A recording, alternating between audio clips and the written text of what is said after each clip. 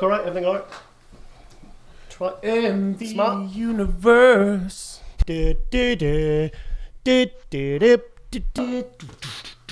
Focus.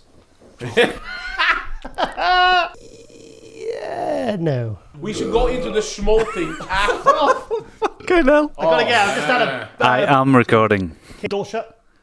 Yes. All right. Shut. MD Door shut. And 3, 2, 1, we are trolling.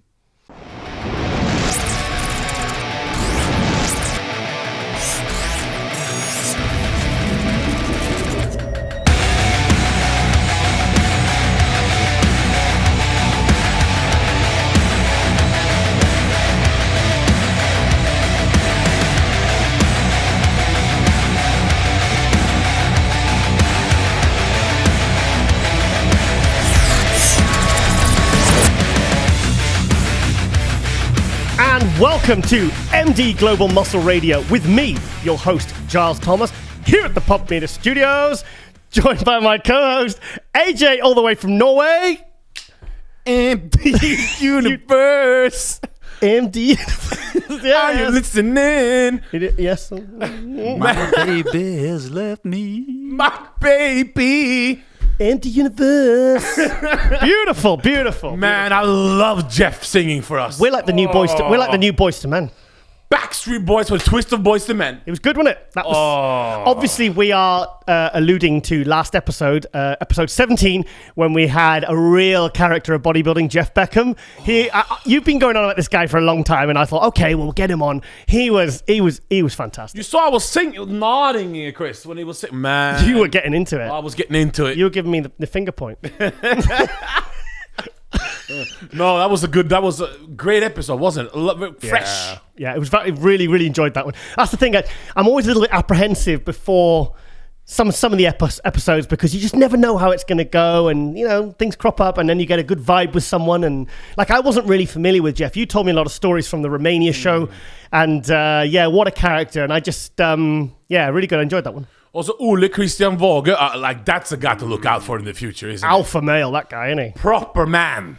Big A man. muscle car. Yeah, he doesn't sing no Backstreet Boys in the shower. I do. I do too. But I'm just saying, Okay. you don't. What do you sing in the shower? Devil music. Oh. And Jon Delarosa, surprised you in a good way, or? Yeah. Yes? Yes. He seems in a really good place. Yeah. Florida. In Florida, with who? With Florida. He's training at Flex Lewis's gym because Frank McGrath was training with Flex Lewis. Frank McGrath, IB Pro, hasn't competed for a few years, and then he's moved back to Toronto, I believe, Canada. Who does Ole Christian Våge look like? Who does he look like? In the face. What's Chris doing? Don't worry about it.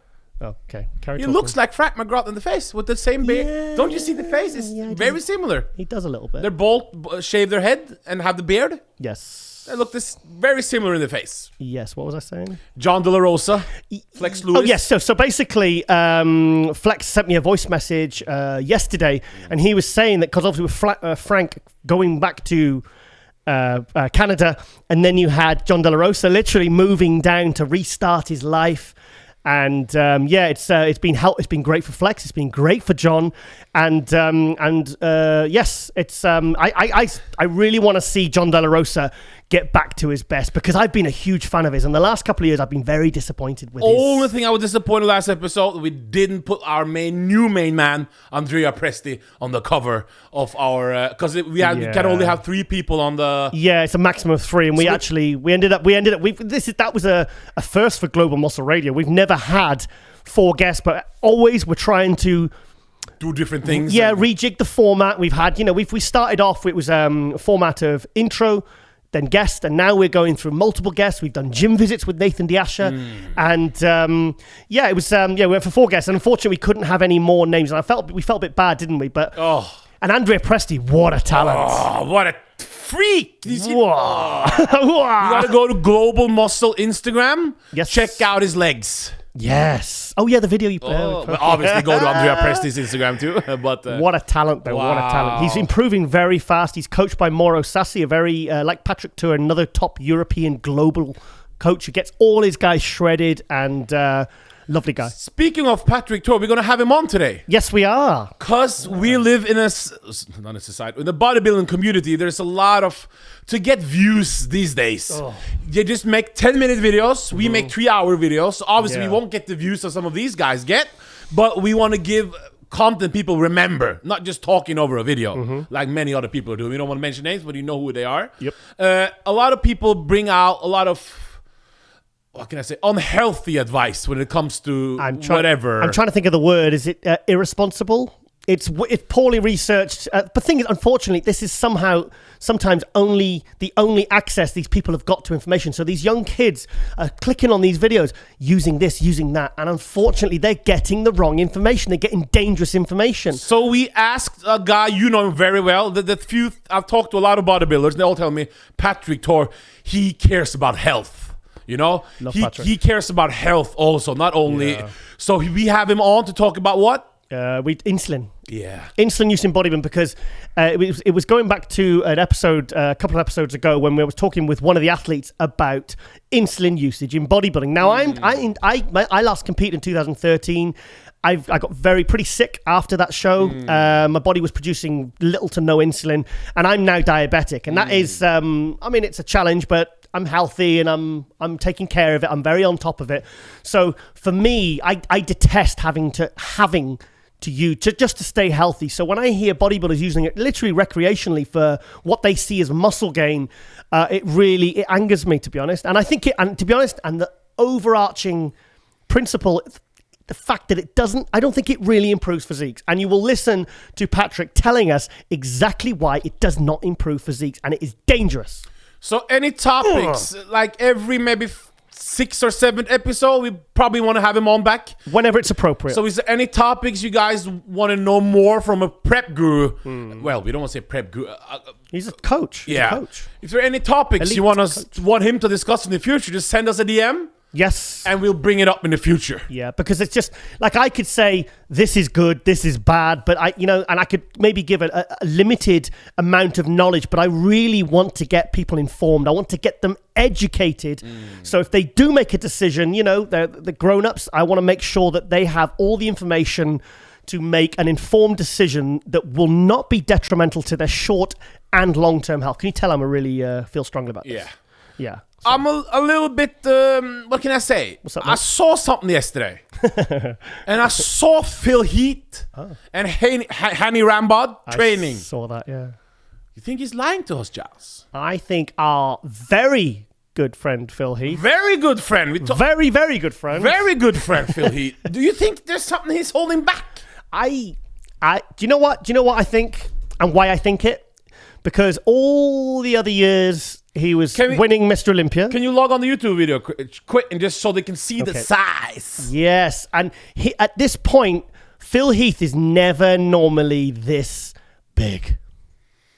So leads you to believe, will Phil Heath do the 2019 Olympia? I've got a funny feeling he's going to do it. So I texted him just that today. Yes, I said, Phil, there's something fishy going on. I smell something fishy.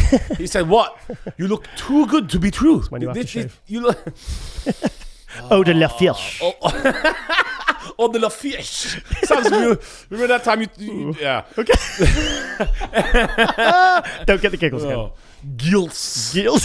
Hey, Gills. Giles, Gilles. I've been called a lot of things in my life. Gilles, the best man. Oh, look at it. Oh, there you see. Yeah. Okay, look here. Yeah.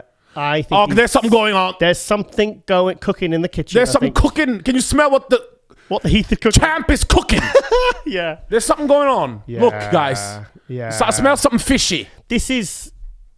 There is something going on. I've used those machines. Hoist machines. They're the rocket ones. The 3D delt workout. AJ, I trained at a gym in Cyprus, and they There. Ooh, that's got interested in my story. We don't care about it. We say Phil Heath must be going to hear. Yeah. Okay, he gets excited. Okay, here you see he dwarfs Haney. There you go. Well, I would hope he would. Yeah, that's. Oh, look at the legs. So what's going on here, Giles? He's looking suspiciously good, based upon what I've seen from him in all the years he was Mr. Olympia. I'm telling you, I think there's something going on. I've got a funny feeling he's going to wake up and he's going to message his best buddy AJ, and he's going to say, AJ, I've got something to tell you. Have you got 5 minutes? But his wife makes very good food also. Have you seen those? Cherie. The Instagram food he's eating. Cherie Maybe Heath. it's just the food. Yeah, Cherie Heath. Met Cherie at the Autism night in Columbus. Lovely lady. Man, he's looking big, eh? Yeah, what's going on? What's going on? So you think... Okay, Giles, give me... Stay on him. You think he's going to do it? What do you think he's here going on? He doesn't want to tell us because... I don't think he's told you yet because I don't think he actually knows 100% himself yet. I think because he really didn't know how this recovery was going to go with his stomach. And we interviewed him back in November, December for episode 1 of Global Muscle Radio. What? Do you remember? People, go watch. We don't want to talk. Just watch episode 1. That was obviously a very special. Lost my phone. Yeah, well, go back and watch the episode. That was to have Phil Heath as our first guest and for him to give as much as he gave us in that interview. What a start, eh? What's the best interview we had? Like, probably when he stopped and do what they've done for us. What do you mean? Like when Phil Heath stopped in episode, which episode was it? Episode 10? 9. It was our comeback episode. He stopped in his car on his way home and gave us an interview after asking 20 minutes before. Remember that, Chris? And we said, can you give us just 15 minutes? He said, sure. He said, let me get home Gave first. us an hour in his car. Oh, bless him. And he was really, and he gave us a really good, it was good because it was like a little revisit a couple of months later, and he was like, guys, you guys are doing a great job. And so what do you think of Sean Anyway, enough about patting ourselves on the back. What's Sean Roden thinking now watching that video that just came out today? I think he's thinking what we're thinking. He might do it. And then he knows he's going to be... What's going to happen? What's going to happen? What do you mean? What's going to happen if Phil Heath does it for Sean Roden? Well, the midsection. Do you really think Phil Heath's going to come back with the same waist? No. It's going to be fixed. But listen, aside from that, Phil Heath was off at the Olympia. It wasn't just the midsection. No, it was just the midsection. Okay. No, he was off. But I'm saying he was off. So if he's on and the midsection's fixed, if the midsection was a little bit tighter, he would have won. No. Yeah, of course. No, he was off. His body wasn't popping. I've seen Phil Heath many times. But if he comes back on and that midsection is fixed, game over. It doesn't even has to be perfectly fixed. Just a little bit improved. It's enough. Come on. Man, come on. Of course he's going to win. Yeah, I think he Although Brandon Curry might have something to say about that too. Yes, and Rolly and... mostly Brandon Curry. Yeah, I see that. Yeah. Okay. So. A lot of people mentioning Brandon Curry when you ask the other guy, who do you think is going to win? Yeah. And they leave out the names that we suspected to hear that we're going to be in when we ask the other guys. Yeah. Not too many people are leaving out a couple of names. You notice it? Yeah, but sometimes we even do that sometimes when we're talking about British, European, international, this show, that show. So, I mean, we always get loads of comments on the YouTube and on the DMs and everything. And they'll say, oh, you forgot so-and-so. I'm like, oh, shit, yeah, we did forget him. Yeah. So there's a show this weekend. Big Man. So that is a really good name for a show. So it's going to be, when this is out, the show's already been done. Yes. So that's we're going to give who we think is going to win. We're filming this several days before the Big Man weekend in Spain. So let's get the people. Did he find the people doing it? I've sent him the list. You sent him the list? I've sent it to you on Messenger, Chris. Okay, he'll find that. Yes. So this is the Big Man show. That's a good name. This was the show that Ian Valliere won last year. Okay. And that was where he qualified for the Olympia. Ian Valliere. So I think it's the second, I believe this will be the second year that the show has happened. It's in Spain? In Spain, yeah. So can we get the people up doing it? Come on, Chris. I wish I was... Should we start singing again? That was good when Jeff started singing. You got to do like actually you look a bit like Stevie Wonder. Yeah. do the empty universe. Yeah, go on, Steve. Oh my god, that's uncanny. Okay, so this is the list. It's okay, Stevie don't watch the show. First thing we see is that it's a better lineup than Arnold Classic.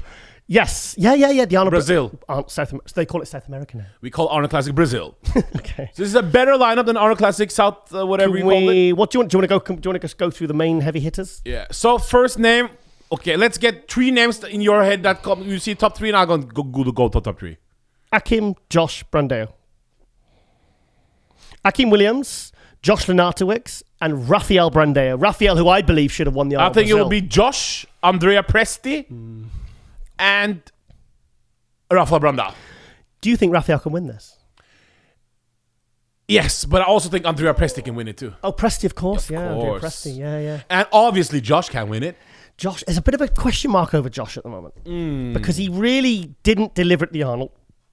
The Arnold Australia, he improved a lot, but he came in like a little bit flat. I think I would love to see him bring all the fullness and condition. And the thing is, an extra few weeks of prep could bring Josh in his all-time best because he's not injured himself. Everything's there. He just came in too heavy for the Arnold Classic in Columbus. The Arnold Australia, he dropped a lot of weight, which made him look a bit flat, but at least he was in better condition. He beat Luke, didn't he? Beat Luke Sunder. So we have... Who have you got, AJ? Let's go to the names. Eddie Bracamontes, he got 5th in Arnold South America. Yep. I don't see him winning or placing top 5 here. Okay. Rafael Brandao, obviously he can win. I think he's the dark horse to win this. I think he'll beat Akim. James Hollingshead, prepped by Phil Lewis. This is his first show of the season. Yes, correct, yeah. He's had a lot of more hype this year than last year, that's for sure. A lot. Well, he took 6th place at the Prague. He did the Tampa. I don't think he hit his straight. That was his first show was at the Tampa Pro in Florida last August. I don't think he looked as good as he wanted to look there, expected to look. But it was an international show, first time abroad. So judging by his recent pictures, what do you think he's going to do? What he's going to do there? I honestly don't know. In fact, I think he looked a bit more impressive a few weeks out. Lost some fullness? I don't know. Maybe sometimes these guys are running very low carb, so they are flat. So when the tan goes on and they're pumped and they get and they've sometimes it's actually a warning sign if they look full and big. Like if they're a few days out and they're looking huge, that's usually definitely in shape. That's a bad sign. It's a bad sign. So if he's looking flat and he's looking a bit unimpressive compared to how he looked a few weeks ago, that's usually a good sign. Okay, so what do you think he's going to do here? It's hard to tell. I'd see him 4th, 5th. I could see him in the top 5. Kenneth Jackson used to be a guy on the rise a couple of years ago. I interviewed him at the Arnold Classic in 2011 when he was with Gaspari. Really nice guy, and he always struggled with conditions. So I can't remember his last show, can you? Yeah, I think he has made like top 10, but he's got a lovely structure, lovely physique, but he needs to really harden up. This is a big question mark for him, and it will be interesting to see has he faded or has he done something? Yeah, I think he has been in condition once or twice, but this is over like a number of years, so Mahmoud Coffee, I don't know who is. I'm not familiar with this guy. Danny Kaganovic. He's very good. Is he? Yeah, he's very good. From Israel. What did he used to do? No, he did the 2017 San Marino. Yeah. Fantastic physique. He won the amateur. I think he beat Ola Christian, that year. And yes, he was very good. I think he took 7th at the San Marino. I think he beat Rafael Brandao, Oh. I don't think, because Rafael Brandao was 8th. Is that good?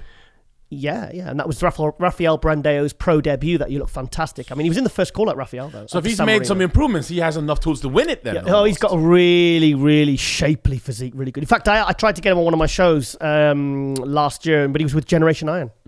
So he was contracted, couldn't come on. What happened to Generation Iron? They were really on the rise a couple of years ago. They're not rising anymore. They've just brought out the 3rd film. I haven't seen the 2nd one. I wasn't that crazy on the first one, to be honest. You weren't? No, I wasn't.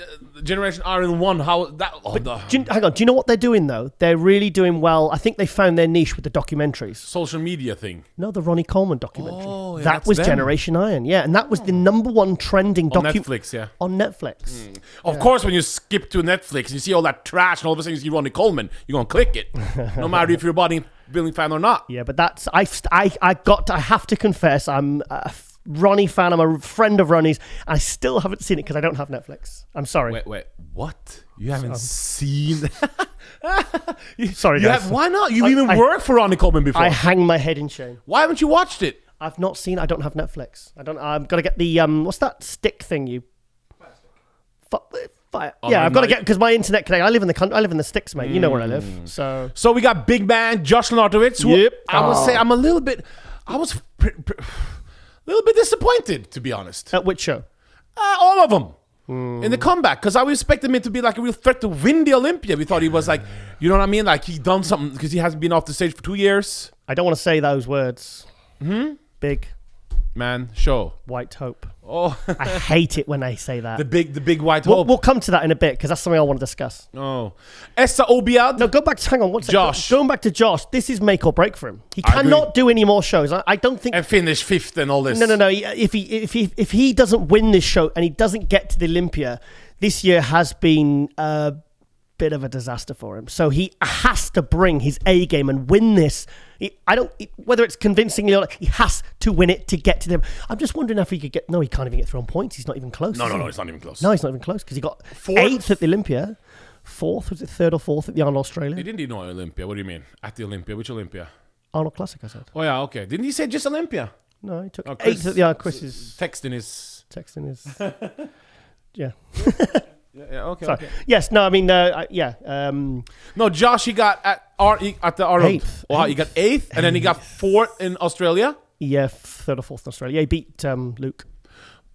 Debatable. It's not good enough, is it? Yeah, he's got to really, I mean, he's really got to step it up now. So really, I think he realizes he's got to bring, I think he's just been out too long, and I think he's definitely going to bring his best to this show because he absolutely has to. And there's one thing about the very best bodybuilders, they perform best when the odds are against him and the pressure's on. He gave a glorious posing routine, at least in the Arnold Classic, Ohio, that though. was Got best poster award, 10,000, got more money than some of the people placed higher than him. Yeah, he did. Yeah, it was certainly made the trip worthwhile. And I believe he might possibly maybe getting a front cover on MD. Ooh. I tell you, who has got a front cover on MD next month. Luke Sando. Wow. Yes, that's a top secret. Is this his first time ever being on... Don't tell anyone. Has he been on other covers before? Flex magazine. Oh, we don't support them. Essa Obiad. Isa Obad, yeah, he took fourth at in, the Arnold, the Arnold Brazil. He didn't look his best. No, he didn't. Certainly not. No. The freakiness that we used to love him for, the veiny vascular, it wasn't there. No. When was Isa's best? 2014. But so it's been a while now. He's won pro shows. He's won Arnold. Yeah, it's been a long time though now. Very good. Yeah. Did Dubai he's from? He's from he's from Dubai. Dubai. Yeah. Well, I don't know if he immigrated because he's darker complexion, of course. So I'm not sure if he's from Dubai. Yeah. But he moved there at least. Yeah. Andrea Presti. We love Andrea. Oh, you saw his blue eyes when you saw us stare into the screen. Yeah, I didn't make it awkward like I did with Antoine. Oh, Andrea Presti, that's a guy, huh? Yeah, fantastic. That's a hungry guy. 31 years old. Just freaky, yeah, hard worker, dedicated. It's not about even how he is now. It's the fact that you can see the hunger in his eyes. You can just, I don't know what it is, but you can just tell, isn't it? Very hungry. Yeah, very hungry. So he has the tools to win this show, of course. Yeah. Of course. Yeah, imagine if he beat like Josh or Akim, he's got the potential to. Because the thing is, he will. There's no question that he will not bring the best condition. Because, I mean, listen, Akim and Josh, they haven't qualified for the Olympia yet, and they've kind of not done as well as we expected because of their conditioning. So, yeah. Eric Ramirez, I heard the name. Yes, very good. He's a Blackstone guy. Yeah. Nice guy. He's been on my Muscle News Weekly show. Good guy. How's his physique in this lineup? Good, very freaky physique, yeah. Very good. In this lineup, can he? Does he have enough to, even if he peaks, does he have enough tools to make him top 3? Not top 3. No, okay. Top 5? He could be top 6. Akim Williams, we talked about. What's going on with Akim? What's going on, man? Yeah. What is going on? One of the strongest guy in the world, dedicated. I have seen pictures from Akim. I think they were yesterday. They posted 3 shots, and I'm seeing improvements, but he still doesn't look hard enough. I don't understand why Oscar Arden isn't bringing this guy in hard enough. Oscar Arden, when he teamed up with Akim last year, I'm sad. I'm expecting a little bit more. Me too. Because I'm expecting that Kai Green, Oscar Arden type of thing. Yeah, but I don't want to diss Oscar, but No. Oscar worked with Kai when Kai dropped to 8th place at the 2010 Olympia. And that's why Kai then left Oscar and then went to work with George Farah. So there you go. So I don't know. What are they doing? I don't know. The guy's got that much size and structure. Just don't be afraid to bring them in. I'm sorry, but these guys do not have the... I mean, you've seen my contest pictures. I'm a stickler for condition, and it's what the judges are looking for. You can't have the best structure. He was close with Kuklo, though. And a lot of people had him winning that show. With what? With Kuklo, Akim. Remember he got the second place? But he's still not hard enough, mate. He could have won that And show. honestly, when I saw him at the Arnold Classic, I went, holy shit. I mean, he was stood next to Brandon Curry, and he could see the fullness and the thickness and the roundness. And I just thought, oh my God, he's going to be so dangerous when he hardens up. So somebody with a physique that good and genetics that good and thick, that much muscle size, get your ass in condition. Last guy, Miha Supan. Yep, You're looking freaky on Instagram, that's for sure. He's another Moro sassy guy. Oh, he's going to be in condition. He looks very good in Instagram pictures. The way you said. That's all I'm saying. I haven't seen him so much competing. He looks very good on Instagram. I've seen him compete a couple of times, and he doesn't look as good on stage as he does on Instagram. Yeah. So, but he's one of these guys who's kind of shredded all year round. So he looks good for Instagram. He is a good bodybuilder. He's going to have his work cut out this From show. Slovenia. Is that one of the few pros from Slovenia, you think? Yes, yeah. I believe so. So this is a very good show. Very good show. Very interesting. So people in Spain, this one, you got Alicante. Where's that in Spain? Spain. Of course, I know that. Well, where is that? Is that I don't know. I've been by Barcelona. I've been to Alicante. Yeah. I asked, where is Alicante? It's a city. Spain? It's a city. Spain. I don't know in Spain. What, north, south, east? What do you want me to say? It's true. We should have been there, man. Yeah. MD don't want to send us, huh? Yeah. Sad. Yeah. You gotta use the money on somebody else. Yeah. Oh, you want to give one of your shout-outs first now? Yes, I'd love to give a shout out to Androphile. Here he is. Oh, who's this? This is Nigel Christian Lomax. This is guy. Let me see. He watches every episode of this show, and he's a really good What's guy. his name again? We get it right? Nigel Christian Christian Lomax. Lomax. Yeah. Project manager, gay, converted, secular Jew. Yeah. Bodybuilder, architect, traveler. and traveler. He's doing everything. Yeah, he's a lovely guy. I met him at the Arnold, and he's friends with Charles. He actually helped me get Charles Dixon on my other show, Most News Weekly. What does that mean? Chris, go up. What does that mean again? Converted secular Jew. What does that mean? Well, he's A secular Jew. What does that mean? I don't know what that means. he's obviously converted to being a Jew. What's a secular Jew? What does that mean? Yeah. I'm going to plead my ignorance on this one. I'm sorry. I've never heard that saying before. But he's I was sat next to him at the pre-judging at the expo for the figure and the 212 at the Arnold Classic back in March, and he's from Columbus, really nice guy. I think I talked to him on the YouTube comments. Big nice guy. Yeah, Nigel Christian Lomax. He always puts the really long post and always picks out who we haven't mentioned, and he gives his he's got very strongly opinionated strongly opinionated Hello. Strongly opinionated guy. What did you just say, bro? Strongly opinionated. Come on, gay. edit that out. No, it's fine. He says he. He's got a good physique. Yeah, he's very good. Yeah, but he's very knowledgeable. He's someone I think should get into the media game. Like in America, he should be covering shows. This guy, and he knows them all. The pros, he knows them all. He's next to. Is that Winkler there or no? Yeah, Winkler. Yeah. Very, very enthusiastic. Very knowledgeable guy. He's got that Flex Wheeler tattoo there also. Yeah, he has. Yeah. I think he probably copied him. You think he copied Flex or Flex copied him? I don't know. Yeah, but no, good guy, and he's always very supportive. Right from all the shows I've done. Good. Obviously, very much included this one. So, I want to give you a big shout out there, Nigel. Keep up the good work, mate. Stay being a fan of bodybuilding, because we need the proper super fans that are for the proper fans that really know what they're talking about, not the keyboard warriors, the dickheads. Dickheads? No, he's not one of that. No, look at Rolly Winkler's shoulders and arms. Isn't it funny? Rolly has all these different hairstyles, doesn't he? Rolly. Well, at least he got it. I like the Olympia one he had where he slicks it back. It looks cool. It looks really cool. Oh, Rolly Winkler's got great hair. Yeah. He was funny enough. Nigel was wanting me to, when I was on about the NLP and the Jordan Peaks and all that. He was wanting me to talk to. Oh, he's taller than the tank there. It's not hard. Well, he's very short, Charles. He's very short. Yeah. No, but he helped me connect with Charles. What was that secular thing? What was it? Secular. Come on, Chris. I've done a little bit of research. Oh, here, wow. Jay. Give us the knowledge. Ooh. What's the nerd on the street? Well, the thing is, it's a very strange thing to research. Jewish secularism comprises of the non-religious ethnic Jewish people and the body of work produced by them. What? Say that one time. Exactly. It's a One difficult time. one. So it comprises of the non-religious ethnic Jewish people.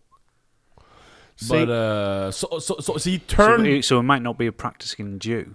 Oh no, okay. Right. But he went to Jewish. Yeah. Jewism. By the sounds of It it. sounds to me like he's converted to the Jewish but not faith. practicing the faith. You mean? Well, how can you? That's what the it point? says. It's Right, Jewish okay. secularism comprises of the non-religious ethnic Jewish people. Is it a and family thing? Is it a family thing? Might be, yeah. I'm going to find out. Yeah, I'm curious now. So there you go. Good guy. Yeah, good guy. So, thank you for all your comments, and we do appreciate, even if you vehemently disagree with me violently. Can you imagine how many people are like, these guys know nothing other than bodybuilding. And even with we didn't even know what they were talking about now, did we? Well, that's why we've got Chris to find out. Yeah, but he didn't even find out what going on Wikipedia. He didn't even know. Well, we tried. We tried. Tried our best. Next shout out, guys. Yeah, it's my shout out. Yeah. She probably won't see this, but shit. Wow. She's one of the best Instagram girls in the world. Vivi Winkler. Am I allowed to say wow? Oh, yeah. Go down. Guys, She is. I don't look at girls Is she on Instagram. real? Hang on a minute. Is she real? Is she like a computer Girls, graphic? I don't look at girls on Instagram. I look at guys in thongs mostly. But when I saw this one, Wow, look at the legs. Look at that. Let me see that video, down there. Yeah. For the sake of the audio listeners on iTunes, we're looking at something I don't believe is actually real because she is like. Let me see. It's like she's been drawn. Look at her legs. Look at quads. Look at those quads, guys. Amazing. And She must be girls. wellness. Oh, she's wellness. Yeah. Huh? That's if they ever bring a wellness class to the Olympia, she's it. This is some legs. I like her socks. So wellness is where you want to go. Yeah. I love wellness. Well, I probably wouldn't compete in wellness myself though. But yeah, she's amazing. No, this is one of the few girls that impresses me on Instagram. She and the thing is when you see the Oh, video, look at this, Josh. Look at this. Yeah, buddy. Like, wait. AJ, when you look at that, you realize like when you see when you see these pictures and these girls Chris, look. AJ, listen. AJ, when you see pictures of these girls on Instagram and you see that they're with their such crazy body parts, you think, oh, they're photoshopping. But that's Like a video. Pamela Anderson on in the gym, been to the gym. He's not listening to me. Almost said something else. AJ's a bit preoccupied. Yeah, buddy. She's incredible. No, Oh, I she's love it. incredible. Great athlete. So what is she competing at the moment then? What? I have no idea. Who cares? We just watched the Instagram and we were impressed. Who cares? No. She's probably a wellness girl. I bet she can shift the weight. Go on down. legs. If there are any stage pictures of her, does she compete? Oh, I'm off.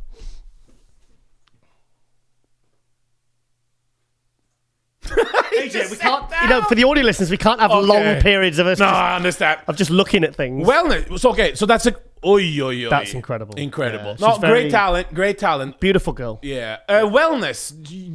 I heard that going to the IBB Pro League now, huh? Yeah, they're introducing it into the some of the NPC shows because I was actually the head judge for wellness for shows last year. I took the bullet for that one. Yes, it was. Giles left in the middle of the finals. He couldn't understand. Those two girls were talking non-stop. The girls on the side. Oh, Jesus. They were talking and they were talking like Oprah Winfrey show. Like, So I had kind of like an anxiety attack in the toilet. So I was like literally because they were just constantly on Instagram and I was taking pictures. I say, hey girls, let's have some pictures because I kind of know them. Yeah. And they're going, oh no, put this filter on, do this filter. I was like, girls, calm down. who were they? I'm not saying. Okay. No, I don't want to say. Because it was quite like it's like now when you go out and you see intense, and wasn't it? everyone's when we went to Nando's. Oh yeah. And everyone's on their phones. I was actually out on Emma Heineman, the figure pro. Myself and Rosie, we all went out on a birthday night, and I was actually was in this bar, and we were walking to the toilets, and there was a group of say 8 to 9 really very beautiful girls, all dressed lovely, and they were just all like this, looking down at their screens, and they all looked so bored, and no one was talking, no one was connecting, and I thought, why have you even bothered coming out? But social media people. honestly, everyone you look at. Like we're going to Nando's after tonight, so you watch everyone. If anyone's in there, everyone's on their phones. No one's communicating. It's kind of like how I feel when you two come in. Oh, Both on your phones. yeah. Oh, seriously? You hypocrites, you. Chris, I'm Chris not, sounds genuinely upset. I'm not. You remember in the beginning, I was so excited by Instagram. You didn't have your phone, though. You saw did how I. I love it. Yeah, boing. Can we get a sound effect on that, please? I don't care. Instagram is shit. It's bullshit. You're going off it, aren't you? I'm not interested. I think Watch people all day long eating. Who gives a shit? AJ, have you noticed how the way Facebook is going down? I don't have a computer at home, so I don't watch it. Yeah, but have you noticed how Facebook is rapidly disappearing? I have a computer at home. I don't know what I'm saying. I'm not interested in Facebook. I disagree. Totally disagree. Oh, you love Facebook, don't you? Yeah, but Chris has some No. great There's not content as on much his Facebook. activity. There's not as much. I think with all last year, with all this You're following the wrong people. Yeah, there you go. No, but no, on Facebook, have you noticed how there's people going on there less and less? It's all the whingy. I remember, I'll tell you what, can I say the word? Zach Khan, I was talking to Zach about his Instagram, and I said, do you do Facebook? And he says, no, because I don't do it Facebook anymore, because Facebook is full of whinging, C word. Instagram host is what he said, wasn't it? Yeah. Yeah, insta hose. But he's very. I don't like that. I don't like that. I don't like it. I don't like it. No, because it's like no. I just think, come on. It's a flippant term. I think he just uses to describe a small handful of particular form of ladies. Remember, you went on Facebook and you argued with Lee Thompson and Boston Lloyd and that other guy. You were mental and you were discussing. I can be. I try to. I'm pretty good with setting myself. Muscle Papa John. The whole psychiatric. You went and you were like, "Hey Jay, these guys are retards and they're disgusting." I was like, "Oh, that was like a crazy. Like what's it called? If it quacks like a duck." What's the saying? I don't know. I think it's a duck. No, is it quacks like a chicken? Isn't it? Is it? What is it? If it walks like a duck, it's a duck. It's a duck. So basically, it's like if it's. Oh, I don't know what I'm saying. You remind me of George Bush now when he said something like that. Shame on me one time, and you couldn't remember that with George Bush. But you can't lead a dog. He couldn't even say it. How did George Bush win, bro? Well, his dad was. His dad probably. I can't believe how he won 2 times. Getting very political here on Globe Muscle Radio. 2 times he won. Not even 1, but 2 times. Well, that's the only problem. Would he have won a third if he was allowed to? Man, that was as a man living in Europe. That surprised me. He won the second time. Really? Didn't it surprise you, Chris? Yeah, second time. First time, okay, everybody can win, but second time, come on now, bro. I really don't want to get into American politics. No, I'd rather stay away from that one. Okay, who are we going to talk about now? We got a lot of things. What about this Great White Hope thing? This is something we were discussing before, and it's while something we were eating. While we're eating, yeah, at the Lean Kitchen. I had the. So we have a saying in the bodybuilding world. He sent his pancakes back because he wasn't happy with them. We have a saying in the bodybuilding world called the Great White Hope. I straight away. Even as a white guy, I find that quite offensive. I don't offensive, but I find it like, why do you even make? I don't understand what the whole idea of that is. So what is that? I don't. You carry. Because you got to understand, in bodybuilding, it's dominated by African Americans. Yeah. Now Arabs coming along nicely. Yes. Yeah. Latin America coming on nicely. Yep. There's a wide variety of ethnic groups. Yep. Not so many completely white people in the top 10, to say the least. Yep. And they have a saying the last 20 years called the Great White Hope. I remember Gary Stridham. They were like, "Oh, he's the Great White Hope," and I'm like, "What?"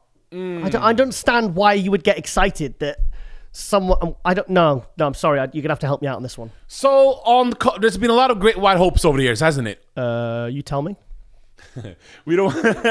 No, but is it offensive? Is it a little bit? I don't understand why they have to bring a color into the equation. It's very strange, isn't it? Yeah, I don't like it. Well, it's so it has. I think they should have Great Welsh Hope. So the point is that they want a white champion, correct? That's that's how I would interpret it, and that's what I feel like they're insinuating. Like, oh, great, a white guy that's going to win something. It's just... Isn't it weird? They used to say that about Jay Cutler as well, Great White Hope. No, but that's different. Jay Cutler is the man. Yeah. No, but that's what they used to refer to him as. Is it? Yeah, the Great White Hope, yeah. Because he came along in an African-American dominated era? I don't know, yeah. To be honest, I don't have that. I just have an instinctive reaction to this. I just think, oh, what a weird thing to come out with. I just don't think it's appropriate. I don't think it's appropriate. You think it's easier to get supplement contracts if you're a white bodybuilder? Oh, I don't know. I think when I've seen because I've worked, obviously, been involved in many supplement companies, it comes down to, I don't know, maybe does it?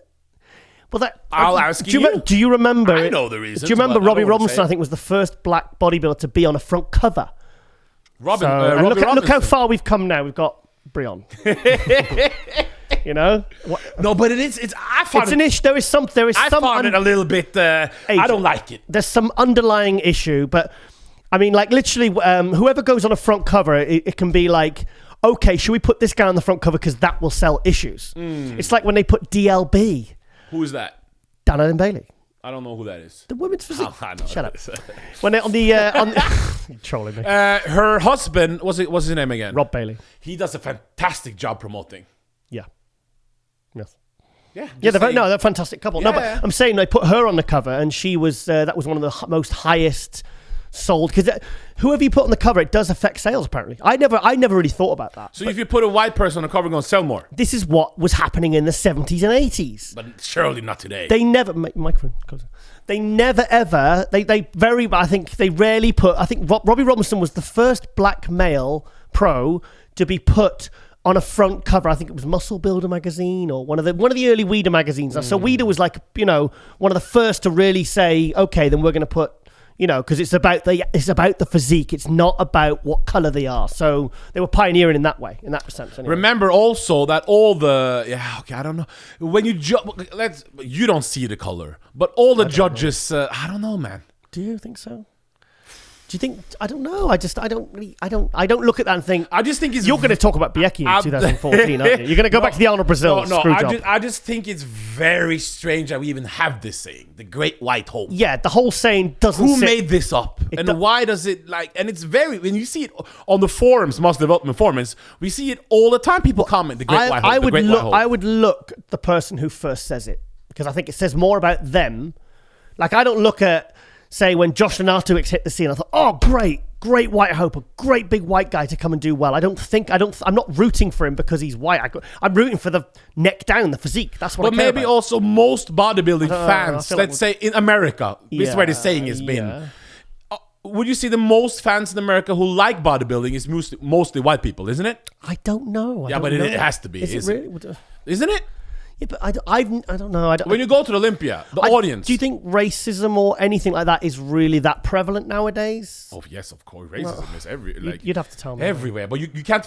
The point of racism is everywhere, but you can't focus on it. Yeah, right. All you can do is try to make it. Well, give me an example where you think it has been an issue in bodybuilding in placings or. Say it. Oh, come on! No, say it. No, come on, say it. You got a chance to say it now. It's just get it out there. Make some change. It's just you got to call people out on stuff like this, AJ, and because the industry needs to know that if that's not okay, that's not okay. So you've got your chance now. It's just that I think sometimes they lean towards the guy that's more marketable if it's close to win shows. Sometimes, if it's such a subjective sport, though, and it's the Great White Hope thing. Like some pros, the point is we don't want to mention because it's hard for me to say. Yeah, you don't want to get them singled out, No, because I don't want to single out. But I remember growing up, there were some guys in the getting the pro card first of the magazines cover that were white. Oh yeah, I know. And they were like, what is going? And they got sponsors and they got all these things, and I'm like, what is going on here? I hear what you're saying, and you know their names. Yeah. But I don't think it's right to name them.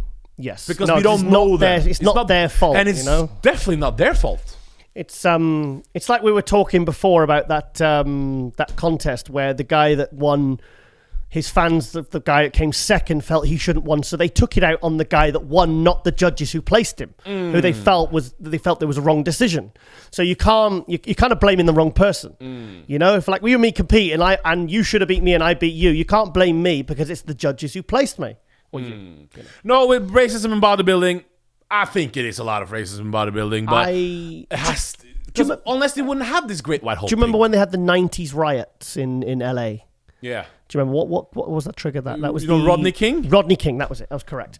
Yeah, and there was. I remember hearing it was like complete chaos. They were saying that the only places where it was kind of shelved was when they were in the gym. In the gyms, there was black, white, Hispanic. I know if they said in the gym environment. There was no racial tension, and that was kind of a good thing that I like to hear about the whole bodybuilding, and because this is. But I can confirm, speaking to a lot of African Americans, bodybuilders, okay, that they're telling me there's racism in bodybuilding. Right. Okay. So I can confirm. Well, that. I'm not happy to hear that. I am not happy with that situation. That is not good. And there has been a lot of people asking, remember before when you don't believe it, but there's been a lot of people saying you can't win the Olympia if you're an Arab and all these things in America. You heard that? No. You've heard it, haven't you? No, it's just... Have you heard it? Yes or no? I mean, I think if it... Well, of course I have, but I don't agree with it. I don't think I've... I mean, you can take guys like Big Ramy or Ashkenani. They've done very, very well. They've not been placed harshly. Ashkenani's been playing well, not last year. He's at second place. But he's been placed very well. Yeah, 2 second places at Olympia. They didn't mark him down. Just looking up the term here on Wikipedia for the Great White Hope. Yeah. Turns out it was a play, which then became a film. And the term "the Great White Hope" reflects the racism and segregation of an era in which Johnson fought. Johnson was the first African American to hold the World Heavyweight Championship title as a boxer. Boxing, yeah. Do you remember? The boxing reference. It's a boxing reference. The Great White Hope is a reference to the boxer who whites hoped would finally defeat Johnson. Right. Okay. So I did think its roots were in boxing. So there's a racist saying then. Yeah, I suppose. Yeah. Yeah. Okay. Well, we'll get off the subject because We don't know. We can't get no we're speculating. answer here. We're speculating, aren't we? Okay. Shall we? What we want to talk about schmoes? Back to that. No, we have a saying called schmoes. Yes. Tell us what that is. Tell us what that is, AJ. No, tell us what that is. Tell us what that is. When I was in Romania, there was a big female. Not a big female. Fantastic! You like your big female. You like as a fan. You weren't really on the. I hate the word muscle girl or muscle chick or whatever bandwagon, but you were. You became an appreciator of their work. I can say I was, to be honest, I was a little bit of a. What can I say? I was influenced by, when you live in Norway, nothing goes on in bodybuilding. Yeah, There's nothing going on, other than Ole Christian Våge, of course. Yeah, and his Tesla. And some, that's about it. Yeah. And, what car would you love to have if you could have any car you want? Jaguar XK8. I went on a Ferrari. I want a silver Jaguar XK8 with leather interior. A lime green Ferrari like Soulja Boy has. Ferraris are horrible. No, not when you... Tacky. Do you know, whenever I see someone driving a Ferrari, I'm like, wanker. Chris, what would you want on the drive? You can have any car you want. Camaro 2015. 15? You don't want to go for the newest one? With a booster seat? No, I'll get stuff. Look at me, guys. No. Okay, that's a nice car. I turn the camera off you then, Giles. Driving with a periscope. No, I want to... Yeah, Camaro. Do you know the one that's in the Transformers film? Oh, yeah. Bumblebee, the yellow one, yeah. Oh, that that's would be nice dope. No, I want on a lime green Ferrari, bro. Oh, Then you know you made it. Oh, yeah, because you want everyone to know you made it. No, but then you know yourself you made it. Lime green Ferrari. Phil Heath had a lime green Ferrari. Well, then he's off my Christmas card. Schmoes. Yeah. Schmoes. So I was... but can I just ask? I'm Googling schmoes as we speak. SCHMOES. Yeah, sorry. Yeah, schmoes. Yeah. They are the... Do you want me to say? Yeah. These are the female bodybuilding fans. I'm trying to think of it in any other terms, but that is what they are. They are and they don't like that word, by the way. Oh, don't it's very offensive. Why did you shout it to them at the end of Romania? Oi, schmo. Yeah, I did, but I learned it down there that you don't say it. Okay. Yeah. Yeah, like when you called Chris a nerd in the first episode. Yeah, and he nearly fell off the chair laughing. You just said he needed a seat to drive the car. He does. Oh, he does it. Sorry, I don't know. I'm just guessing. No, so so they don't like that word. Yeah, they don't like it. No, I can say I was a little bit. When you're, what can I say? You're controlled sometimes by the media and what people say. Correct? Sometimes. Okay. If everybody says, okay, so I was a little bit female bodybuilding on the muscle development boards. There was a lot of bashing of female bodybuilding. To be a lot. They look like men and like when it's all the time. You can get a little bit negatively like, okay, So I was a little bit biased when I walked out. Not biased, but didn't know what to expect. But as soon as I saw them in person, you're impressed. I was. Can you imagine you're a female, Chris, and you're huge and round and free? AJ, do you know this is epic? This is what we want to see. Do you know what I really, really appreciate? You go right back for the female bodybuilders, right when they were in the Olympia. The Kim Chasevskis. Oh. When was the last time that you ever saw a large proportion of the top female bodybuilders out of condition compared to the men? These are athletes. But it's harder. No, I'm saying it's harder. Don't die on us. It's harder for a woman to get low body fat than it is. It's very, very hard. So these girls are like these. I mean, my partner Rosie Rascal. She got shredded. I'm telling you. I was with her on that journey when she was while she was getting shredded, it's a hard on a woman's body. So as soon as I was down there, I saw Monique Jones. Oh, she's amazing. Oi. And I saw Minna Poyati we're going to have on later. Yeah. And then I saw a lot of people in person, and it's so as impressive as the men, and sometimes even more impressive. Yeah. Plus, they have small bone structure, so when you see them in the flesh, like in pictures, they might look. You think, oh, they look big-ish, but when you see them, they're like. I remember when I saw Iris Kyle at the 2010 Olympia, and I was just literally like when Ronnie walked out, and you're just like. So it hurts me a little bit. This sexual, what's it called? Sexualization. Sexualization. I get it a lot. No, but I don't like seeing all this. How do you say it again? Sexualization.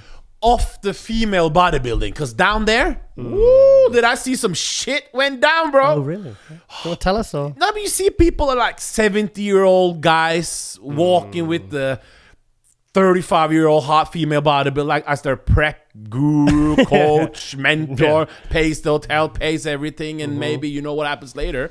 And a lot of these girls, if you go on the internet, you see they have a lot of them sell. What can I say? Nudity and masturbation videos for money and yeah, but you've seen it, haven't you? Yeah. Well, no, I've not seen it. I'm aware of it. I think it's sad because they're such great athletes. Yeah, I see. Oh, I see your point. I see what you're getting at. Yeah. No, I agree. It's and I've known a lot of very, very good female bodybuilders that have stopped competing because they said. I remember one female bodybuilder said to me, she said, the girl we wanted to be on the show, and she said, no, this is a different one. This was another one years ago, and she said, I said, he's still going to compete, and she was fantastic. She probably would have won the Olympia, and she said, Giles, why should I? She says, I'm making it was a sizable amount of money. She goes, I'm making it from my website. And then she sent me the link to her website. She said, Giles, here's the password, to my website. Would you look at it and tell me what you think? So I thought, bodybuilder asking me to have a look at their website. She wants me to give, my professional, whatever you want to call it. Videos. No, it was more than that. What was it? And it was on a, it was porn. It was porn. Pornography. So 3 days later. You like your porn. So you send your girlfriend out to buy porn for you when you were 15, remember? 17. Even worse. Get it right. So anyway, 8 hours later. 8 hours later, and I went a bit blind. I came back to her. And no, but I thoroughly I'm being flippant here, but and I said to her, well, I don't understand what you want from my opinion because it's porn. It's a nicely put together website. You clearly make good money off it. What do you want me to tell you? And she said, I just want you to know what you think. And I couldn't understand what she was getting at.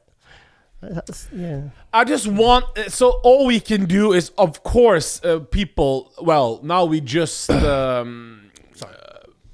It's one thing to look at a girl like you see there, the girl we just showed on Instagram, Vivi Winkler, and be impressed, and she's a very beautiful woman, and be impressed, and leave it at that. Well, she's a model, though. I mean, she could model. She could model any. I just don't like this section.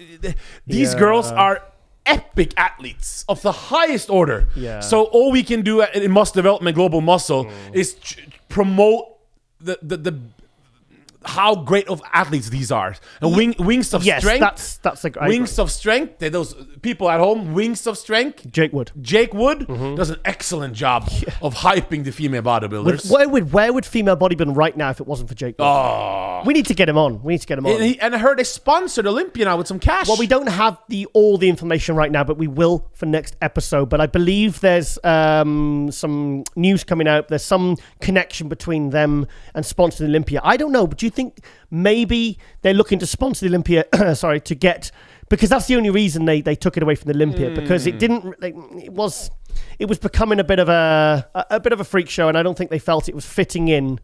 Now you just dissed them. You call them no. I'm saying that's the way they viewed it.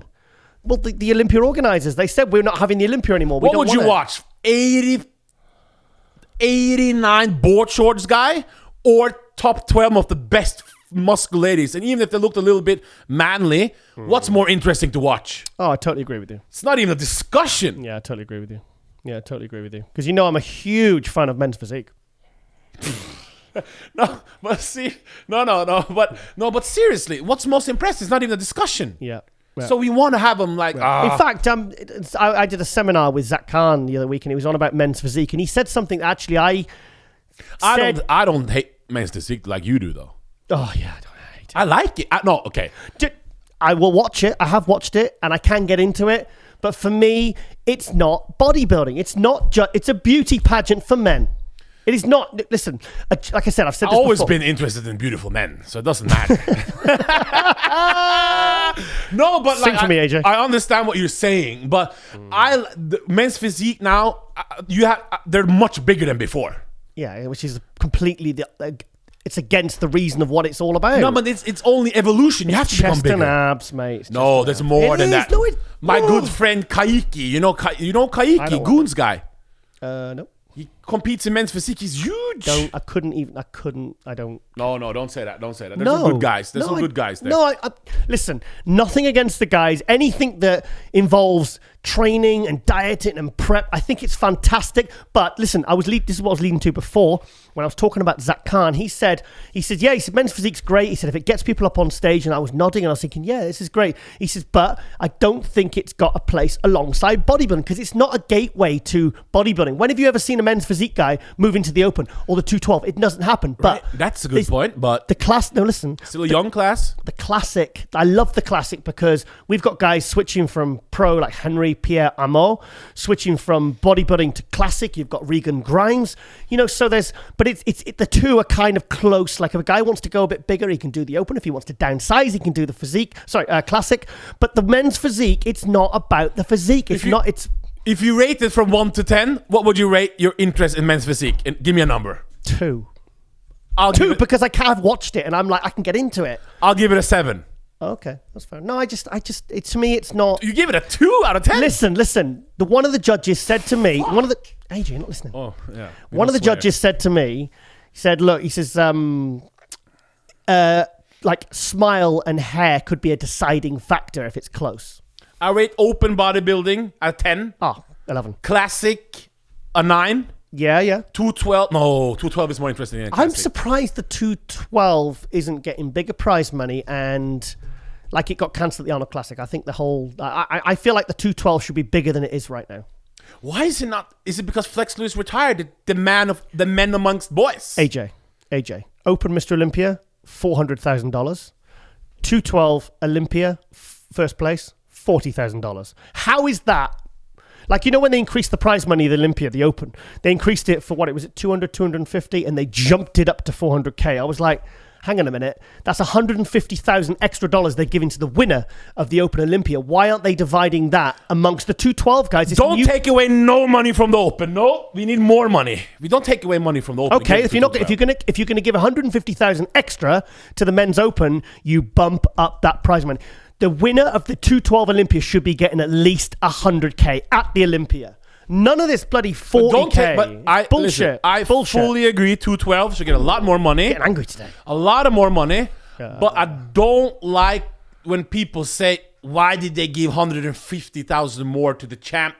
They should have given it to 12. Okay, no, I agree. Don't take it from the Open. Take it from somewhere else. Then. Well, but my point is, if you're going to give it to the Open guys, then you need to find something extra because 10%. I agree. 10. You're telling me Flex Lewis is a tenth as awesome or brings as much ticket sales as Sean Roden or Phil Heath winning the Olympia? Come on. But Flex Lewis is different because he's the champ. Yeah, but I'm saying he's been winning it for 7 years and it's hardly changed. Like Flex should be able to make a good enough living just off that prize money. Sean Roden's won 400 grand and he's got 400K in his bank account on top of everything else. You gotta do like the WWE, Giles. You NPC online, they make a network. Okay. You pay your $10 a month. You get all the shows in the world streamed. Okay. Into this subscription website. That's a really good idea. You do that. All the young people, all the old timers in the world, you can watch all the streams. Lebanon Pro, Thailand Pro, Somalia Pro, Bucharesti Pro, all the pro shows. You as a subscriber, you can watch this. $10 a month. All this money goes back to the athletes. Booyakasha. It's done. It's a wrap. Do you think that's the future of media coverage for bodybuilding? Obviously, everybody knows this, but let's see if they do it. I've never even thought about that. And to be honest, the best ideas are always the most obvious. If Vince McMahon, who would have made if it wasn't for the steroids thing, God knows where he would be now in the bodybuilding. Yeah. But anyway, he turned wrestling, who's been dying for people our age. It's because it's for kids now, Yeah. But he's making more money than ever. Okay. Because he knows how to promote it. Right. So you think some of the marketing and promotion are transferable? Of course, the thing is, Vince man. McMahon he tried it, didn't he, in 91 and 92, and it kind of got it wrong. Don't you think it's worrisome that we just had Arnold Classic Brazil and we didn't see a stream? Oh yeah, that's bad. Wasn't it? You were there. I could stream it on my phone on Instagram. At least Live, 12 people almost took suicide at Olympia that Friday when the stream went out. Oh yeah, 1,200. People were calling AJ, I might kill myself, bro. Oh god. Because I can't watch Sergio Oliva perform. Yeah. Yeah. Well, you've got to be there. We don't want to play around with killing ourselves. A lot of people suffering from suicidal thoughts. I've been there. You have? Yeah. Only a few months ago, actually. A few months ago. but... and how did you, to go a little bit personally, how did you, for people at home, how did you survive that? Well, how did you got to hit rock bottom before you can come back up again. So actually, it's quite a good thing if you go to the absolute, the bottom. Rock bottom. Yeah, because it gives you an opportunity to rebuild yourself and rebuild your life and make some positive changes. And it's something I won't go into right now, but it's something I can maybe go into another time. But it's honestly, I feel like a completely different person I did a few months ago. I'm completely... You came to see me, that's what happened. No, to be honest, this show is one of the things that really helped pull me out of it, actually. One thing we have to say before going is that if you have these thoughts, please try to stay off the drugs. Oh, it's the worst thing to do. Because if you're on drugs with this, it's a disaster. It's the first thing some people reach for. Drink, drugs, things like that. Bad. Makes the things worse, huh? Oh, it's just, even if at the time it feels great, and it's like afterwards you're like, oh, it makes it, amplifies the negative emotion that you're experiencing. So I got myself an NLP coach therapist, which What is that? Neuro-linguistic programming. I go to see the guy every 2 weeks. I have a 2-hour session and I lay everything out and he listens and we talk, and it was miraculous for me. I watch Dr. Jordan Peterson every day. I read his book, 12 Rules for Life. Get it. Please get the book. And a lot of people have bought this book and they've messaged me and DM'd me on my Giles Tiger Instagram, and they've said thank you for telling me about this book, because it's really helped deal with some issues I've had all my life.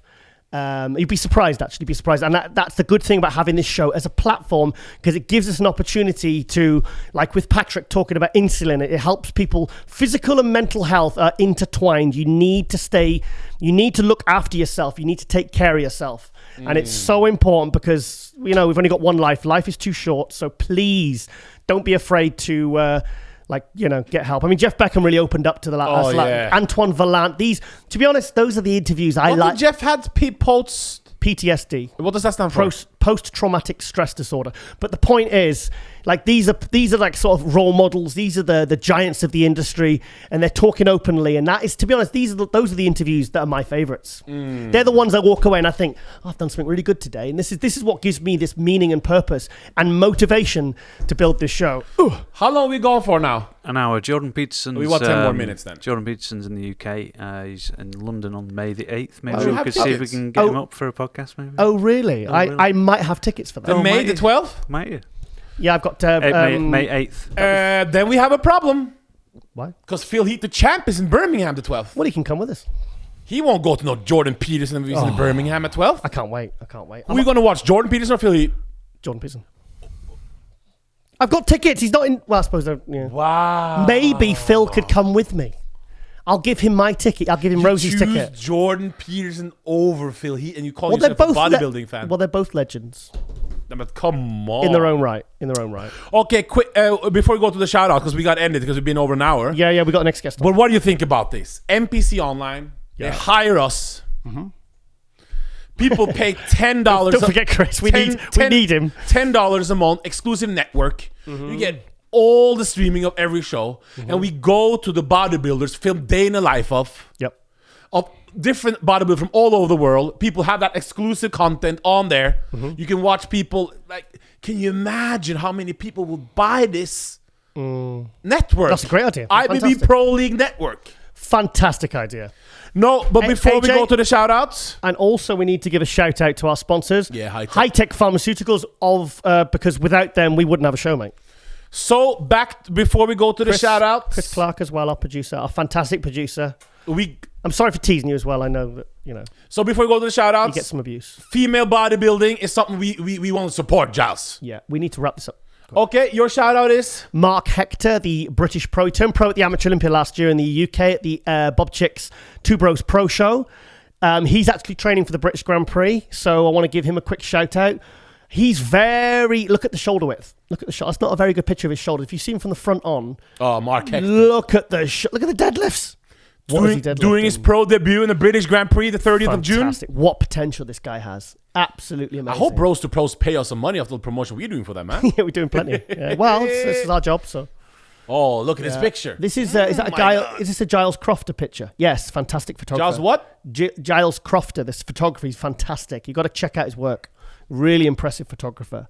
But this guy, I mean, that was a good picture. Oh, he has a daughter, he's just at the start of his. Does he have a daughter? This photo here, the white one there. I mean, you can see. Look at the shoulder width, the clavicle width, and the shot. And look at the structure. I mean, if you're looking at a perfect structure for bodybuilding, that is it. Does he have a daughter and a family there? Yes, he does. Yes, okay. Yeah. I messaged him yesterday and he said he had the kids. So yeah, fantastic. And how old is he? 28? 27? I don't know, but I just honestly, the potential this guy has is insane, and we are going to get him on the show very, very soon. How far is he from the studio? Oh, that's a good point. Is he Birmingham? I'm not sure. I'm not sure. I'd be guessing because I know he's. Ernie Taylor was taking care of his posing. You know Ernie Taylor from the 90s? No, I don't know. Hello.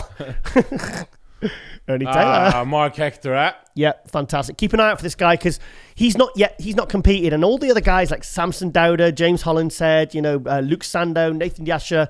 It's who else we got? I feel like Jamie the Giant, Jamie Christian. So this is my shout out. Oh, Maz. Mr. Mazzali. Oh, Mazzanelli. That's fantastic. The IFBB Pro Judge. Yep. He also, if you go down... I hung out with him in Miami. He puts on shows mostly in New Jersey, I think. He's one of the biggest NPC show promoters in America. He's from South America. He's from New York. Yeah, but his roots. Is it Iraq? No, that's what I thought, but he's Latin American, isn't he? Oh, okay. I didn't realize. I don't know where I got that from. I love Maz. I always say hello to him. He always comments. He always says, "You're looking sharp." So I met him in Romania. Very tough guy. That's what I liked about him. If you see, when you see him, he don't fuck around, as they say. I'd want to be a fast runner if I pissed him off. That's in Romania, yeah. Tim Gardner, Bob Chick there. So this is a guy. Let's look at his show he's promoting. Let's go on top there. Let's see the first show on his first page there because he has a show. Promotes a lot of shows. On the way on the top. Go down, press that one. So he promotes Jersey Strong Garden State Championship, 29th of June. Mm-hmm. Yeah.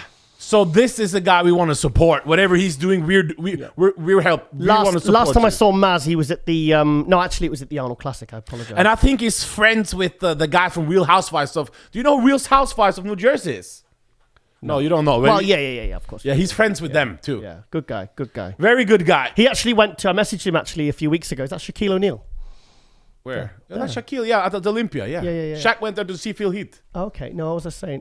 He was he likes to, when he was in Romania, he went to Dracula's Castle. Oh. And he went to, where was the last show he went to? Well, I said, was it as good as Dracula's Castle in Romania? And he says, nowhere near. It was nowhere near, Giles. That was it, yeah. That's where it is, yeah. Dracula's Castle. What's that say? Romania. Is he from Colombia? I don't know. We're just guessing. Yeah, but anyway, yeah, good guy, Maz. Good Maz. Good judge. Yeah, that's a good intro. Okay, we're talked a lot. Yeah. What did you call that guy when you said? No, we'll talk about this later. Yeah. Okay, guys, we're gonna wrap this up very quickly because we have on. We told them. Well, we've got to get our next guest on. Dominican Dominator. Victor Martinez, the legend. Have we got him definitely going on? No, I don't know. Well, we'll see. We'll see what we can pull some strings. And I'm excited for Minna Poliati too.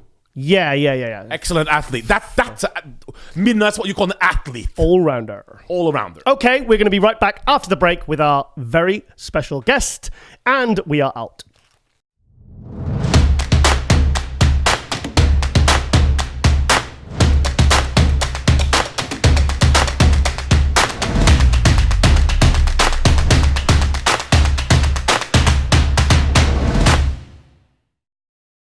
And welcome back to MD Global Muscle Radio here at the Pump Media Studios, joined by my co-host AJ, all the way from Norway, and we're joined by a very special guest, one of my all-time favorite bodybuilders, Victor Martinez. Yeah! Thank you. Victor, I think you can tell there's a bit of excitement in the room that we finally got you on. Really, thank you, guys. Thank you. Really, thanks for having me on the show. Really thrilled. We've got a fantastic picture, great sound, so we're feeling good about this one. Before we say something, Giles, Victor Martinez is I'm from Norway. I live in Norway. I'm from Jamaica and Norway. And nice, but I've never been. and in the Latino community, in the Caribbean community in Norway, we just love Victor Martinez. It's like a dream talking to you, Victor, because you're No. I've been following you since 2002, maybe 2001. It's just like, yeah. And first of all, congratulations on your look at the Arnold Classic. Yes, the physique you brought. No, thank you. Wow, thank you. what a physique! I can, you know. Thank you. Yeah, thank you. But the placings. Well, hearing that for Norway gives me more of a reason to visit. I've been always wanting to visit Norway, so. Now we will try to work something out. Yeah. Wow.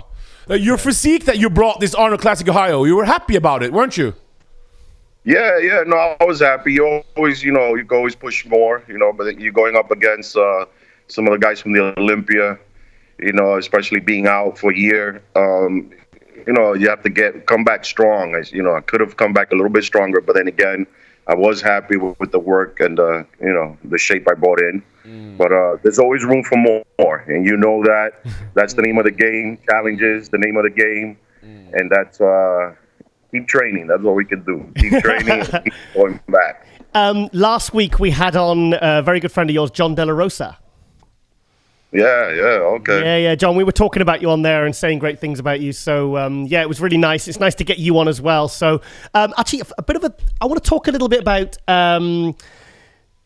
the Arnold Classic. I was very, very surprised at the way that the call-outs were going, because I was sat in the front row. I was watching. I don't want to be able to start off on a negative, but it was, I could hear Stan McCrary, Curly Top, and Chris Cormier behind us.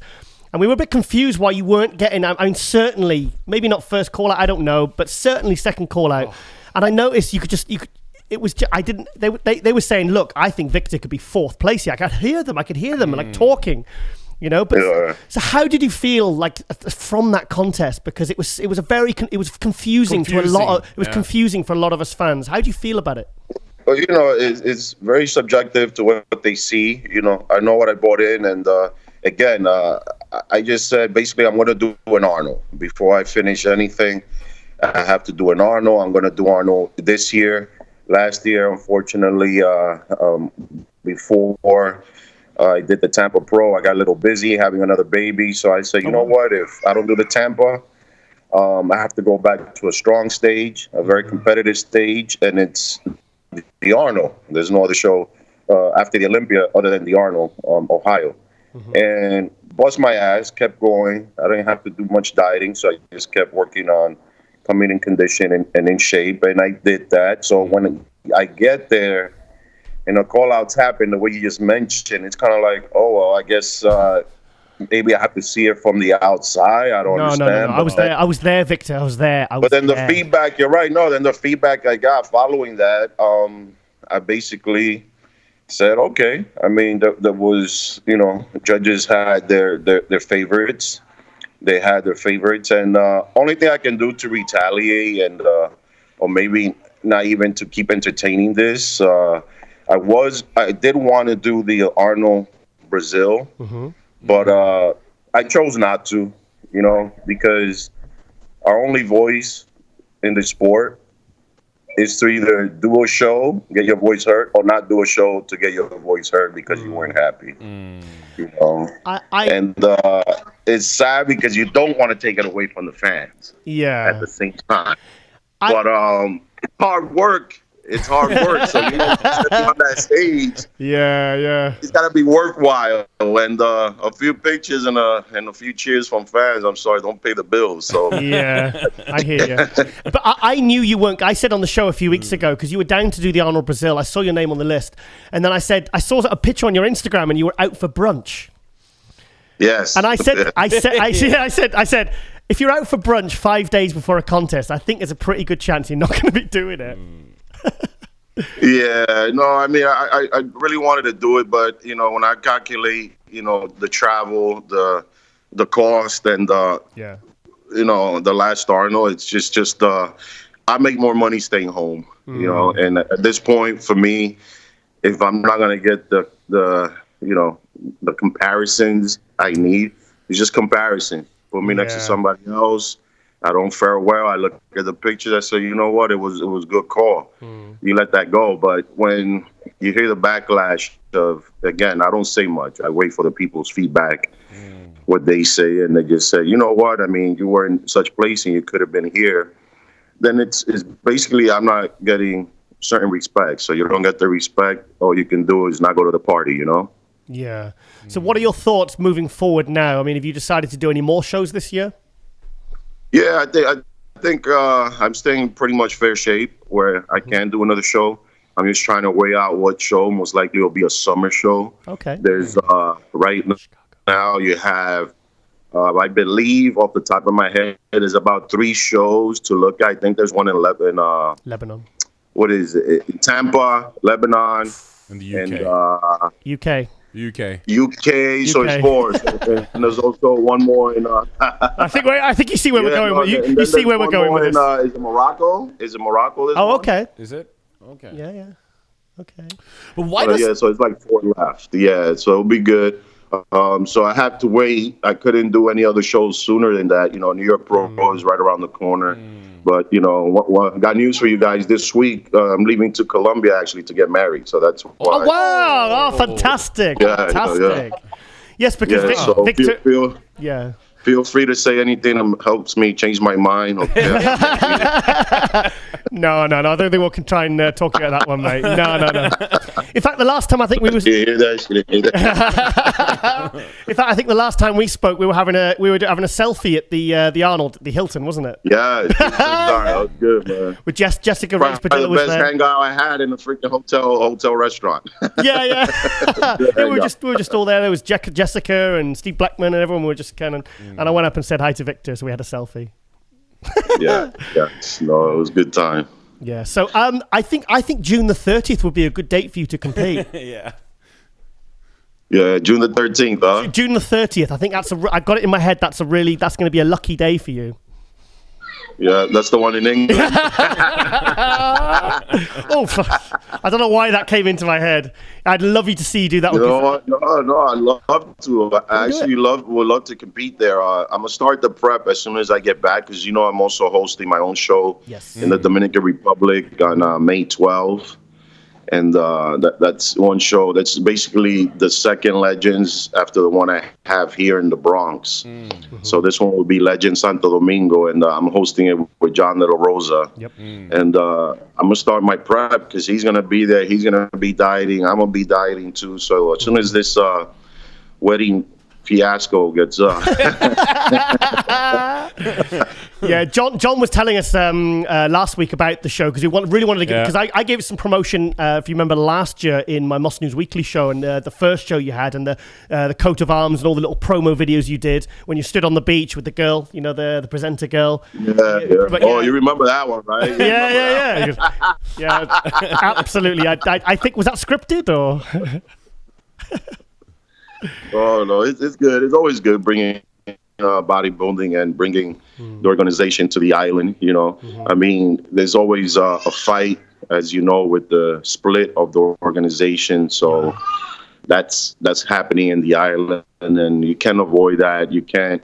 People are going to fight amongst themselves. I ignore that myself. I just focus on the athlete and giving them a good show. I mean, the arguments are going to happen. Even though I'm with the Pro League and MPC over here, IFBB Pro League, I'm not going to fight tooth and nail talking about organizations. I'm here to put on a good show, and it just happens to be backed up by IFBB Pro League and MPC, and they'll see the difference. Good. Especially being done by an athlete, themselves. I mean, we saw all the footage from the show, and I was talking to Jose Raymond at the Arnold Classic, and he was singing the praises of that show. He said, Giles, you guys have got to come over and cover it next year. He says, because the hotel, the venue, he said, it's like the dream place to have a show in this beautiful Dominican Republic. He said it was absolutely amazing. So I really hope maybe myself and AJ could get over there this year and cover it. Because you spend a lot of money. Yeah. You spend a lot of money to give back to the athletes over there. You must have gone in minus. No, I know. But you know what? It's actually, people saw the resort. They saw what they got. It was basically all inclusive. And when you come to weigh it out, you go anywhere in Miami or Florida. This is actually a fraction of going to Miami or Florida, any show. Whether an amateur show or national show, most people spend an average about $2,000 to $3,000 or $4,000 going to Florida. This alone, all inclusive, for two people is like $1,200-1,500. Wow, that's cheap, huh? And wasn't always bodybuilders prep food was included in the all inclusive? All the bodybuilders prep foods. We make sure that was part of the deal when we spoke to the hotel, that we have a section with no salt, no oil, and all types of eggs, meats, and everything else. So that was part of it. So the bodybuilders didn't have to worry about having a microwave, bringing their meals from, anywhere they came from, unless only the meals they had on the plane, obviously. But comfort, and that's all I wanted to do in quality, and that's what they got. And we hope to bring them back again. Yeah. The thing is, little touches like that make a huge difference to the competitors, and it will grow the show fast by paying attention to those kinds of elements of, enticing bodybuilders and making sure they come back and telling everybody else. Because, to have your prep food included in that's a huge thing. And I'm sure other promoters are going to try and cotton onto that. Yeah, and again, I'm not reinventing the wheel. I'm learning this basically from the Arnold, watching Arnold shows or any other well-organized shows. The prep meals, thing with the Arnold, you still have to pay for it. Here, it was included once you pay for your hotel. Brilliant. That's the only difference, So whatever we added, again, they didn't cost anybody anything. It was part of their fee staying at the hotel, and this is just learning as being an athlete, seeing it from the inside. Now I'm outside the box, and that's how I'm thinking it. And I look forward to doing more shows and hopefully be hand in hand with muscle contests in 30 years or so. Yeah, right. Global. So you've got 3 shows. You've got 2 amateur, one in the Bronx, an amateur one in Dominican Republic in May, and then you have the pro and the amateur, which is October, yes. October. So you have any more? No, right now I want to perfect these two. Right now it's just getting the right venue, making sure it's accessible to the athletes, not being too far from the airport. This is so far every venue I'm choosing is usually about half hour to 45 minutes from the airport, which is another thing. Last thing you want is an athlete flying from international waters, getting in a car and driving for 2 hours. So it's really once we set that in stone, we get the right places, and it's still, I'm from the Dominican Republic, Jon is from there, but we grew up in the U.S., so they still kind of, in a way, when you're gone for a while, they still look at you as an outsider. So we still want, to have the trust, and we have the respect as athletes. Now we need the trust on them as to why we're doing this there, and it's basically for them, and they got to understand that. Have you had good support from, the locals and in the Dominican Republic? No, they love it. Again, when I do a show, one thing I decided to do along with Jon was, the idea was, if we're going to have shows anywhere outside of our country, we got to hire about 90% of the people from the country. Right. Aside, the other 5-10 come out from, judges, and maybe, guest posers. But most of the people that do work the show actually are from the island. So we don't have to worry or hear anything, they just come here to take our money or anything like that. So once the people see that and they see we have them involved, they get a little bit and way more into it than they would if I brought an entire team from outside. And that's a good point. You know, so it's so that helps a lot. Yeah. So what classes have you got planned, pro classes, for the October Dominican Republic Coat of Arms Pro Show? For sure, we gotta have bikini because it is a Caribbean island, and it's summer all year round. We're looking right now. We're steering. We had unfortunately one thing about show promotions, and this is one thing that most people don't speak about. Show promotions. It's you have to allocate monies in certain places to make it at least break even the first time, or make it profitable. We went crazy. We weren't crazy the first year. I admit it. We went a little nuts. Nice. And Steve saw it and is like, guys, slow down. We wanted every category. We wanted every pro to be there. Yeah. And of course, I wanted the best party. The party didn't cost us anything. Oh, actually. Fantastic. We're definitely going. Isn't it? No, yeah. The party was great. Everybody loved, but that didn't cost us anything. What did cost us, and went a little over our head, was having the pro categories, because to have pro categories, you have to pay for them, and you also have to pay for prize monies. So instead of having 3 like we did last year, we're trying to gear to us having 1 or possibly 2, and then the 2, like I said, we're trying to lean into bikini for sure for women. We love to have figure or any other classes for women, but sponsorships are just not coming around that easy. So the other class will be for the men. It will be either physique or classic physique. So one of those 2, depending. Also, we have more of one category in the island as far as athletes within the IFBB. We'll lean towards that class. If we have more classic, we'll go classic. If we have more physique, we'll go more physique. Was Steve Weinberger, your friend, helping you to kind of get this off the ground? Yes. Steve is definitely the man behind making this happen. Good. Also, I mean, and again, me and John are pretty annoying and obnoxious, and we keep asking him, "Can we have a show now? Can we have a show now? How about now? Can we have a show now?" And fantastic. And fast forward 6 years later, asking over 5,000 times, you know what? It works. But it also works because he see how hard we work, how respectful and loyal we are to the NPC Pro League, and in no way whatever we do is going to be a negative impact in the organization. So he sees that. And he sees that, that he can trust us with handling anything that represents the organization. 100%.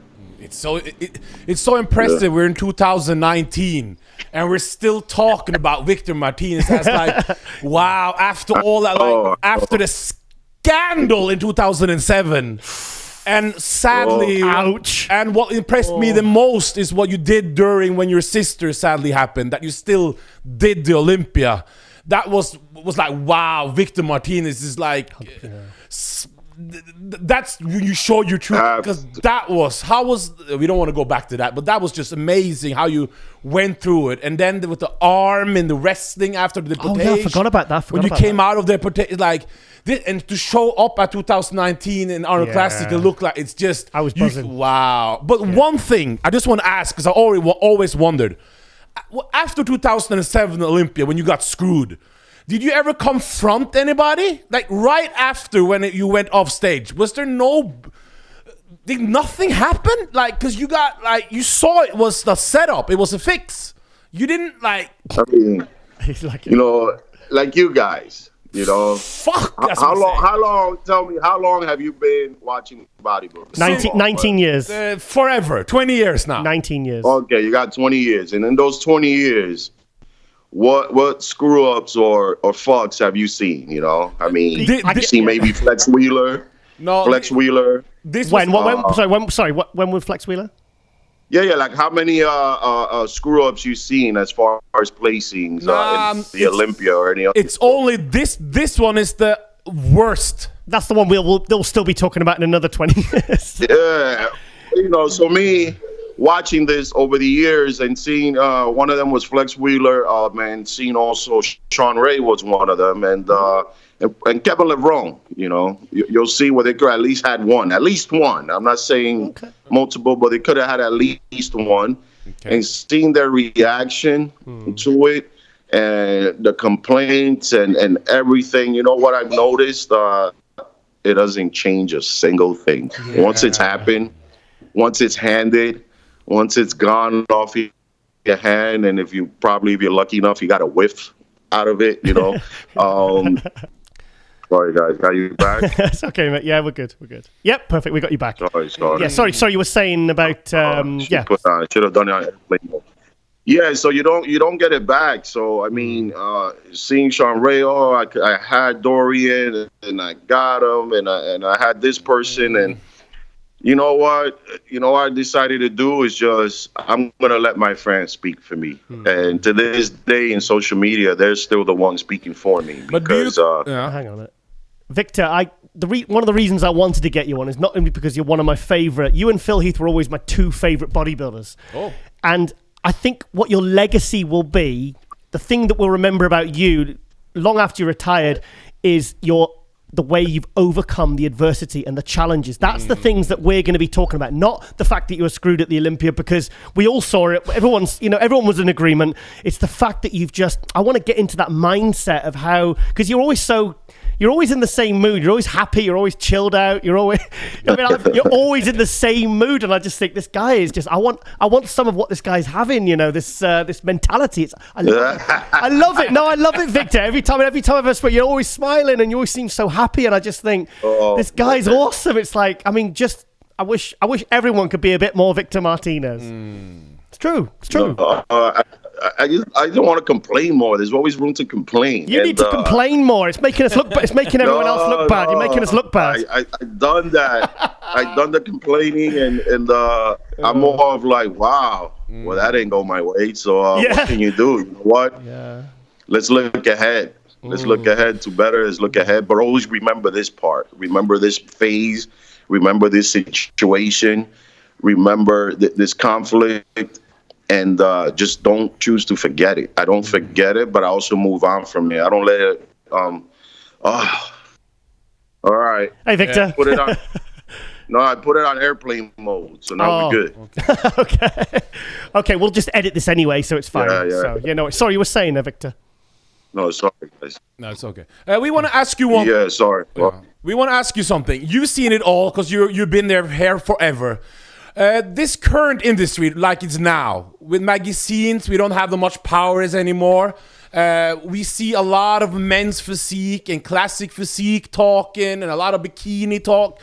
Do you worry for the future about the open class? Like, because we're a little bit worried. Like, there's a lot of talk about other divisions and things like this. What's your opinion about the current scene and what's going on in the future?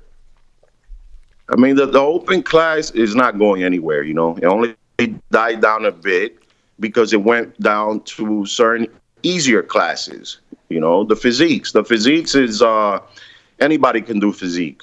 My brother, who did about 13 years in jail, came out, you know, he looks good enough to do physique, you know. Oh, wow. He's you know, it just makes it realistic for a lot of people that can't and will never ever be able to do bodybuilding. Bodybuilding is too hard. You know, classic physique. I love classic physique because one guy said, "What do you think about classic physique?" And I said, "Well, I was classic physique my entire life. Yes, until I moved up in class and became an open class bodybuilder. But all bodybuilders start as classic physique. You know, now when you go to physique, it's a little bit more pageant-y, and it's just more, you know, they have that, you know, they strut differently, they act differently, and it makes it open for anyone to do it. So it's like you know, not to disrespect them, but it's the Planet Fitness of the gym industry, you know. Anybody can come and at the end of the day have a pizza and still be able to compete, you know. Didn't they say in Generation Iron 3, someone said that in Generation Iron 3, the new one that's just come out, they were saying that, men's physique is a class where you don't need to do weight training to compete in it. That's what it said. That's what I've heard. That's not true. That's not true. I mean, you need to do weights. Come on. Your brother did a lot of weight training in jail. So a lot of pull-ups. No, physique is like whoever trains the hardest, you can tell like a sore thumb right away. Whoever trains the hardest, you know. You can always see the guy who really busts his ass, really killed himself, and easy win. Now, when you go to bodybuilding, when everybody's training just as hard, training just as strong, it's always going to be as more competitive. It's not going to go anywhere. It's dying down as far as followers and the support, because right now the physique, anybody who just started or signed up for an Instagram wants to be a physique because it's attainable. They can do it. It's realistic. When they look at bodybuilding, they still don't believe that even now, this day and age, with video clips, movie shows. I mean, look at Generation Iron. Even Generation Iron Part 2, I didn't understand it, and it was all basically social media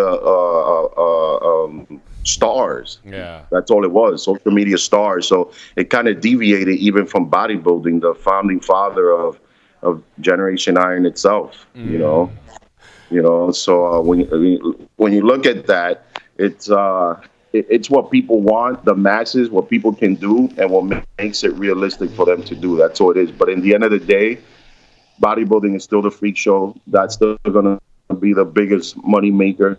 And that's what ultimately very few can get to. Yeah. Going back to what you're saying about, you not were a classic physique. You are a classic physique because you, Sean Roden and Cedric McMillan, for me, embody all the attributes that a classic physique is, but you just have open size. Yes, that's all it is. And, so people got to have the respect. They can't just destroy bodybuilding and say, "Oh, classic physique is the future." They're both the same thing. And physique is just a whole other class. It's like they said. Bikini girl wakes up, drops her water while she slept all night, and she can do a show now. So it's that's physique. Physique doing, laugh. I'm not laughing. I am not. For the record, I am not laughing. I'm not laughing. Listen, just do enough ads, cover your legs, and you're good to go. But make him a I'm not here to destroy or make fun of any sports or categories. At the end of the day, is what is your mind strong enough to be to do? What is it capable of doing? Are you capable of being strong enough to do this category or move up to do even a harder category? So that's all it is. How much are you challenging yourself to do any of these other categories? And for me, I always look for the toughest, the hardest. And right now, is always bodybuilding. It still is bodybuilding, and it will never stop being bodybuilding. And that's what I follow. That's what I like. And the only other thing I follow after that, is probably classic and good old football and baseball. Cool. Okay, given sorry, go on. Given that your style of physique, were you happy that Sean Roden won the Olympia?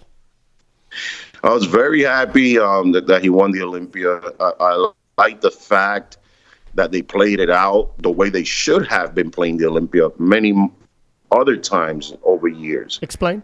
It makes it more interesting. It makes it fun to watch. Can you explain? I don't understand what you mean by that. Yeah, it makes it fun to watch because now you're saying that even this guy was Mr. Olympia, he was beaten. Now you look forward to seeing him coming back to fight for this title. That's what makes it interesting. It's not about him I want him to win 2 more times. Everybody loves an underdog story. Everybody loves to see the champion go down and come back. I mean, you've seen that with everybody. I mean, with Rocky, and that's the best part about it. So guess what? Phil Heath coming back to beat Sean is probably going to be the one of the best after Ty and Phil and Jay and Ronnie. That's going to be more interesting now because Phil lost. Yeah. That's what's going to sell. Nobody sells for a repeat winner. I mean, I don't think so, at least, and I don't think I find it interesting. And I think I'd even watched certain Olympias after I didn't. Which one didn't I watch? I mean, one of I'm not gonna remember now because I already kind of read into it, and it was just like it's not fun. It's not fun. But now they made it interesting, and a lot of people, when they called out Sean's name, there was only probably 2 people that didn't stand up and cheer, and that was only maybe Phil Heath's girlfriend and his mother. That's it, and that's just the way, people wanted it, and that's what made it interesting. And this is going to be a great Olympia year. Yeah. Who do you think will be top 3 this year at the Olympia? Top 3, man. Well, let's see. I haven't qualified yet. So. Yeah, that's what I like to hear. Yeah. But top 3, you definitely have your Phil, your Sean there. They're definitely going to be up there. Well, I think Rami's going to surprise. Sorry, you said Phil Heath. Phil's not doing it this year. He's not doing it this year. Unless you know something different. He's not. No. Oh, no. I was the impression he was doing it. I didn't even know he was. This is what we think. We think he's looking a bit big. That's interesting. So right now, Sean, obviously being Mr. Olympia, he's definitely in the top spot, and you got to bring him down. Man, you could have Brandon Curry up there, coming off on this Arnold win. And I don't know. I like to see one of your mates from England. He looks pretty good. I mean, I think he could. No, Nathan Luke could be in the top 6. Wow. Oh. He could definitely be up there with himself in the top 6. He's got a great physique, and man, who do you have? And Rami, I think is going to come in different this year. How different? Good or bad? Good, different, bad, different. Good, which I don't think he's going to play so much into his size. I think he'll play more into the only thing he's been lacking to get him in the top spot, and that's conditioning.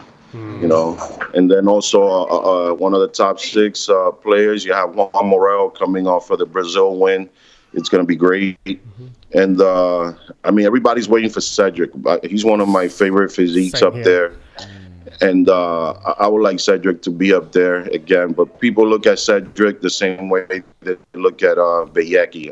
Unless they bring in that physique, that conditioning, their physiques right now is some of the most balanced up there. And that's why they're actually one of my favorites. What about William Bonac? So that could be it, man. Bonac is always, always a threat. He's always a threat. Yeah. You've been mentoring Juan Morel and Jon Delarosa in the past. Do you think they can reach another level in their career? Or think they're like, what can they do to improve? Because we want to see Jon Delarosa and Juan Morel, because they've been standing still we want them to improve more. What can they do to rise the ranks at the Olympia scene, do you think? What would your advice be to them?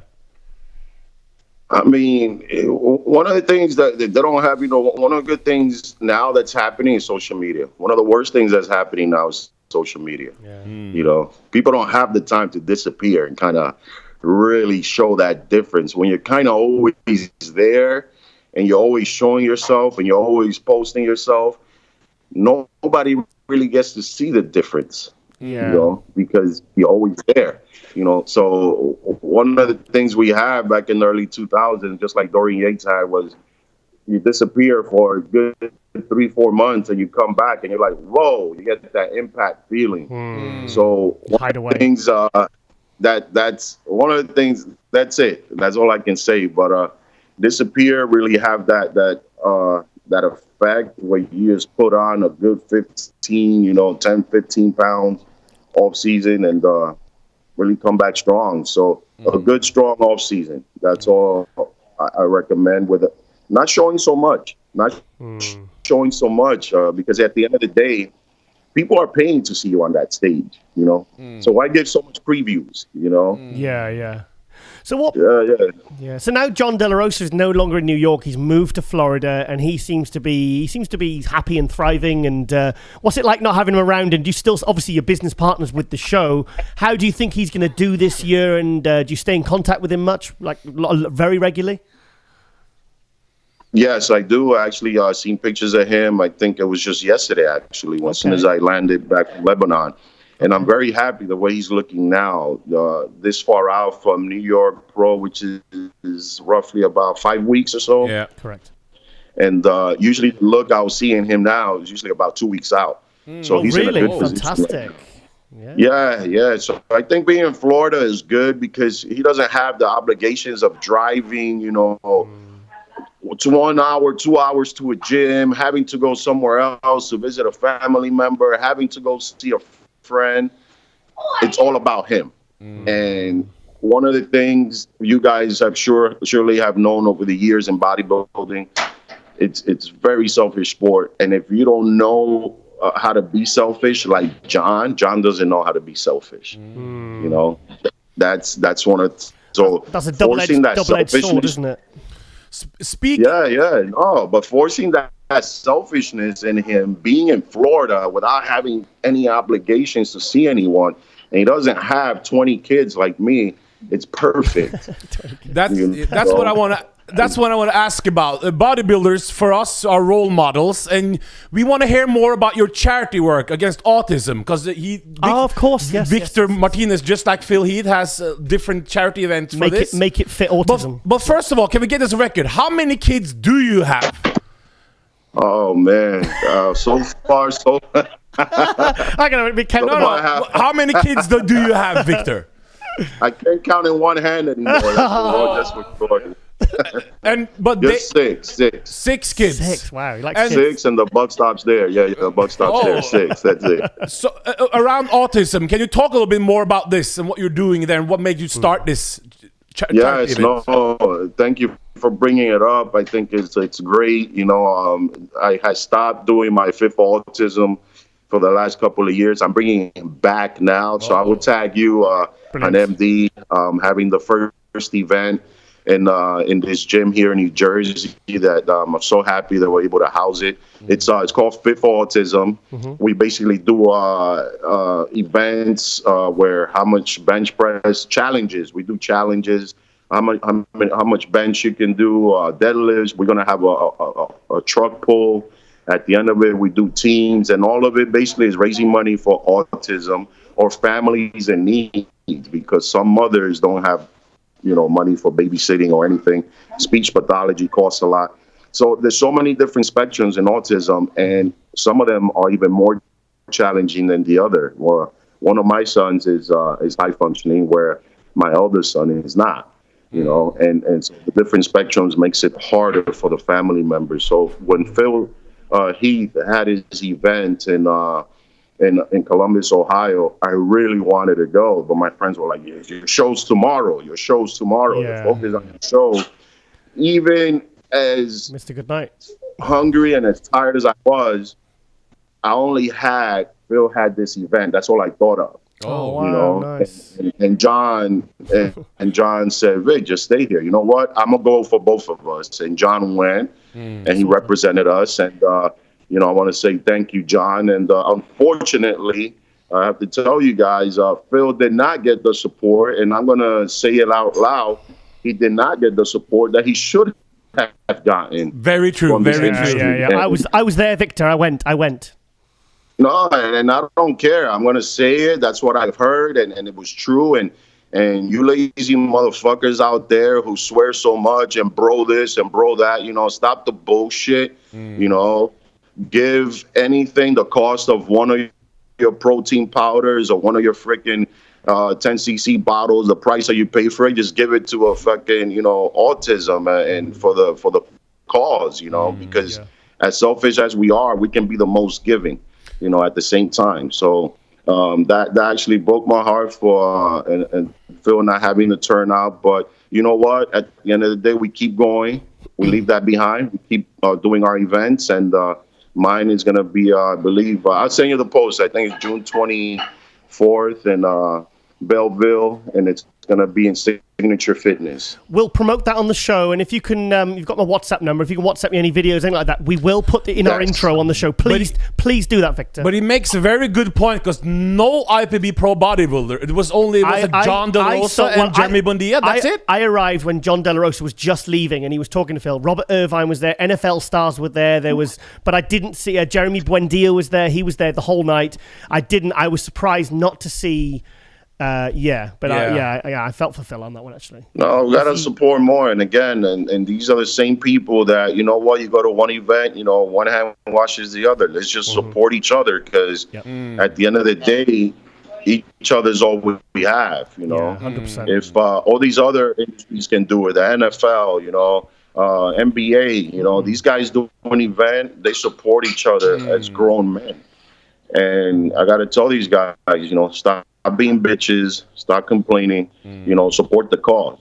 This wasn't about supporting Phil Heath and all his Olympia is about supporting the cause that he has, which is affecting every one of us or someone we know. So it wasn't about Phil, and if they, chose to see it that way, they're just catty bitches. That's all I can say. Well, that's the 7th year it's been held there.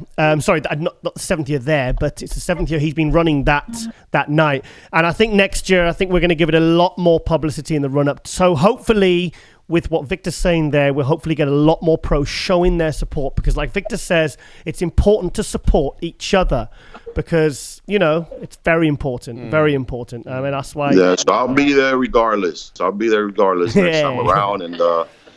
I'll definitely send you the flyer for my event. Yeah, we had a lot of tequila with Phil that night as well. That was good fun. So it was good fun. It was a great night. It was great. Man, tell me that. See, now I'm hurting.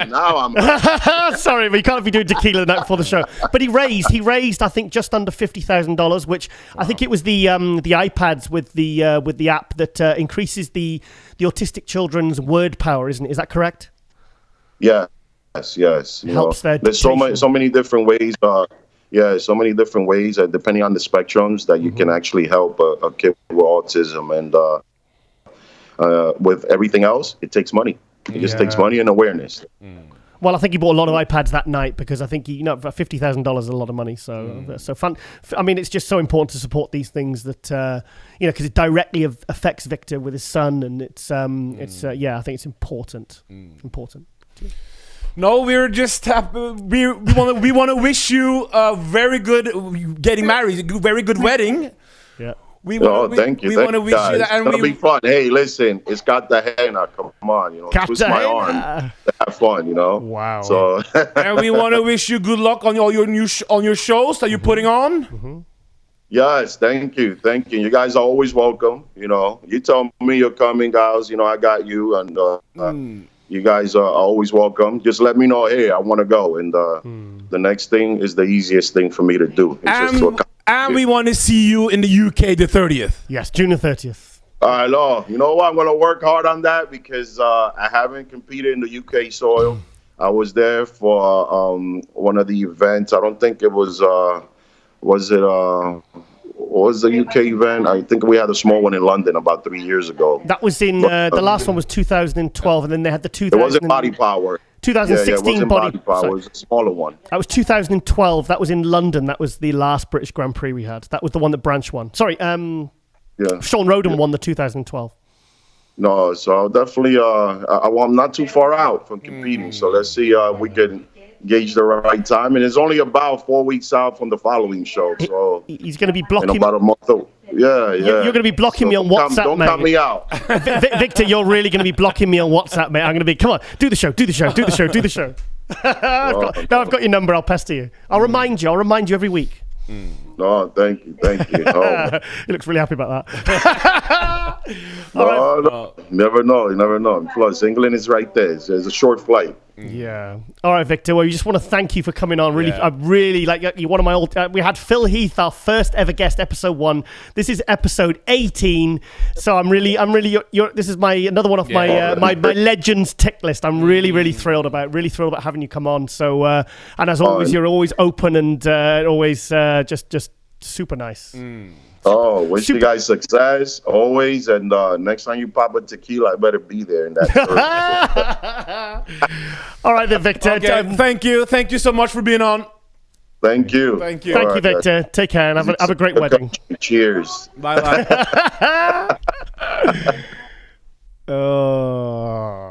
Yeah. Oh, I'm happy. Dominican Dominator. Yeah, I'm so happy. Honestly, Victor and Phil Heath were my two favorites, and then Cedric kind of came into his own because I like those kind of aesthetic physiques, and he's just, like I said, I've met him several times, and he's always the same. Always cool, always polite, always happy. Always the same, yeah. He's just a really... he's just always smiling, and like I said, we kind of went into some of the adversity he's been through, but it is like, if you look at the timeline of everything he's been through, it's like I just love him. He's awesome because he survived a lot. Yeah, I mean, if you're Victor Martinez fans, you'll realize and know a lot of his history in his past and different injuries and setbacks. I mean, this guy he was like the king of setbacks, this guy, but he's just kept going. He's relentless. And I love the fact he's still going. Remember the bus he had in 2003, 2004 when he first stepped on the scene? 2003 Night of Champions. Oh, one of the best looks of all time. Just unbelievable. Oh, that was bodybuilding, wasn't it? Yeah. At its finest. 2000. I remember when he won the first ever Arnold Classic when they first started doing Arnold Classics outside of America. That was 2011. I covered that event. I covered that event for MD I covered it with Flex Wheeler, and I remember because when he won, I said to Flex, right, you do the interview and I'll film it. And everyone stormed on the stage. The security didn't stop them. So basically, we managed to get a 2-minute interview because everyone was mobbing Victor. Yeah. And you think he would be getting like a bit freaked out. No. He was loving it. He was like, yeah, come on, have a picture. He was just so accommodating. And I love the guy. Absolutely. And we're going to see, he's still got a potential to win a show. You saw how he looked in this Arnold. I was at the Arnold Classic, front row center. Fist bumping Arnold, and it was shocking because things with Victor, I said this in previous episodes, he's someone that he needs to be in that first call-up because his physique doesn't look quite. Jay Cutler was the same. They need to be in those first call-outs to see the best version of their physique. So he was kind of just left, and you could see everyone just going, "What is going on? I don't understand it." But we don't want to dwell on that. But I would love to see him win the British Grand Prix, win the Lebanon Pro, get to the Olympia. I'd love to see him. I'd love to see him in the top 10. Did he say Luke was? No, I think he meant Nathan. No, I don't know. I said, you mean Nathan? Did we get confirmation? Didn't he say Luke when he said who's going to win the Mr. Olympia? And he said Brandon, Sean. No, top 6. And he said your fellow British man. And didn't he say Luke? You said the word Luke? No, I said Nathan. I said Luke. You said Luke. And I said, what do you mean Nathan? No. Yeah. A lot of people want Luke to be in the top 6 of the Olympia. Well, yeah. He's would he be top 6 this year? I think he could be top 10 this year. He's got 18 points. He looked fantastic in the Arnold Classic when he got the 3rd. Amazing. But those other shows, if you want to be top 6 of the Olympia, you gotta.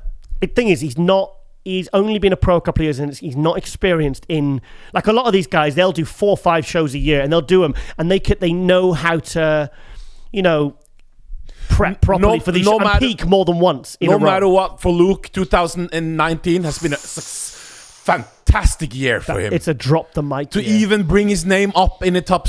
Can he do that says a lot for his year, no matter where he plays. And we all laughed when Sergio said that. And now we're like, you fell off the chair. And now we're like, actually, yeah, Sergio's got a point. I think Sergio knows his shit. I think we should get Sergio on to do some contest wrap-ups because he's got a good eye. Because it's in his DNA. Whatever Sergio you want to be on, he's always welcome. Yeah. That was a great one. Victor Martinez, the legend. He's such a cool dude. I know. He is the very definition of cool dude. Apart from myself, is he as big as legend as Dexter Jackson? Oh, yes. Yeah. Absolutely. And he's still looking absolutely tremendous. So, so big thank you there to Victor Martinez for coming on. I was so happy. That was a bit of that was like when we had your favorite Phil Heath, and it was that's a real personal one for me, and he was absolutely fantastic. So, yeah, big thank you there. So, yeah, okay then. No, thanks to Victor, man. It's one of the best bodybuilders of all time. Yeah. Of all time. Beautiful physique. Wow. I know. Been through it all. Came out standing. Yeah, still smiling. Still smiling. Still cool. Cool. And he's, and I liked his attitude about the whole autism thing as well. That was, he was right, because I went to that night, Phil Heath night, and I was a bit surprised not to see some more pros there. And I know, and Buendia was there. Jimmy was there. Yeah, there was a lot of NFL. I didn't know that NFL stars, but they could see the way they were dressed and the way that people were reacting to that they were. Well, but it's great that Phil got support from the NFL, NBA, all this. You got $50,000 that night. But we want the bodybuilders to show up. And do you know what? It's only around the back of the hotel. Everyone stays at the main Hilton. It's literally a 10-minute walk. So please, please, please, next year, if you're at the Arnold Classic, I got to spend like a lot of time. I was, had a couple of drinks with Phil. It was a fantastic night. Me, Ron Harris, and my friend Crystal. Who can drink most? You or Ron Harris? If there's a contest. Ron Harris. Oh, he can drink. Oh my God, we disappeared for 20 minutes. He was at the bar knocking back the vodkas. So good night, and it was all in a worthy cause. Thanks to Victor Martinez. Okay, we're going to go to an ad break now, and we'll be right back with our next special guest. And we are out.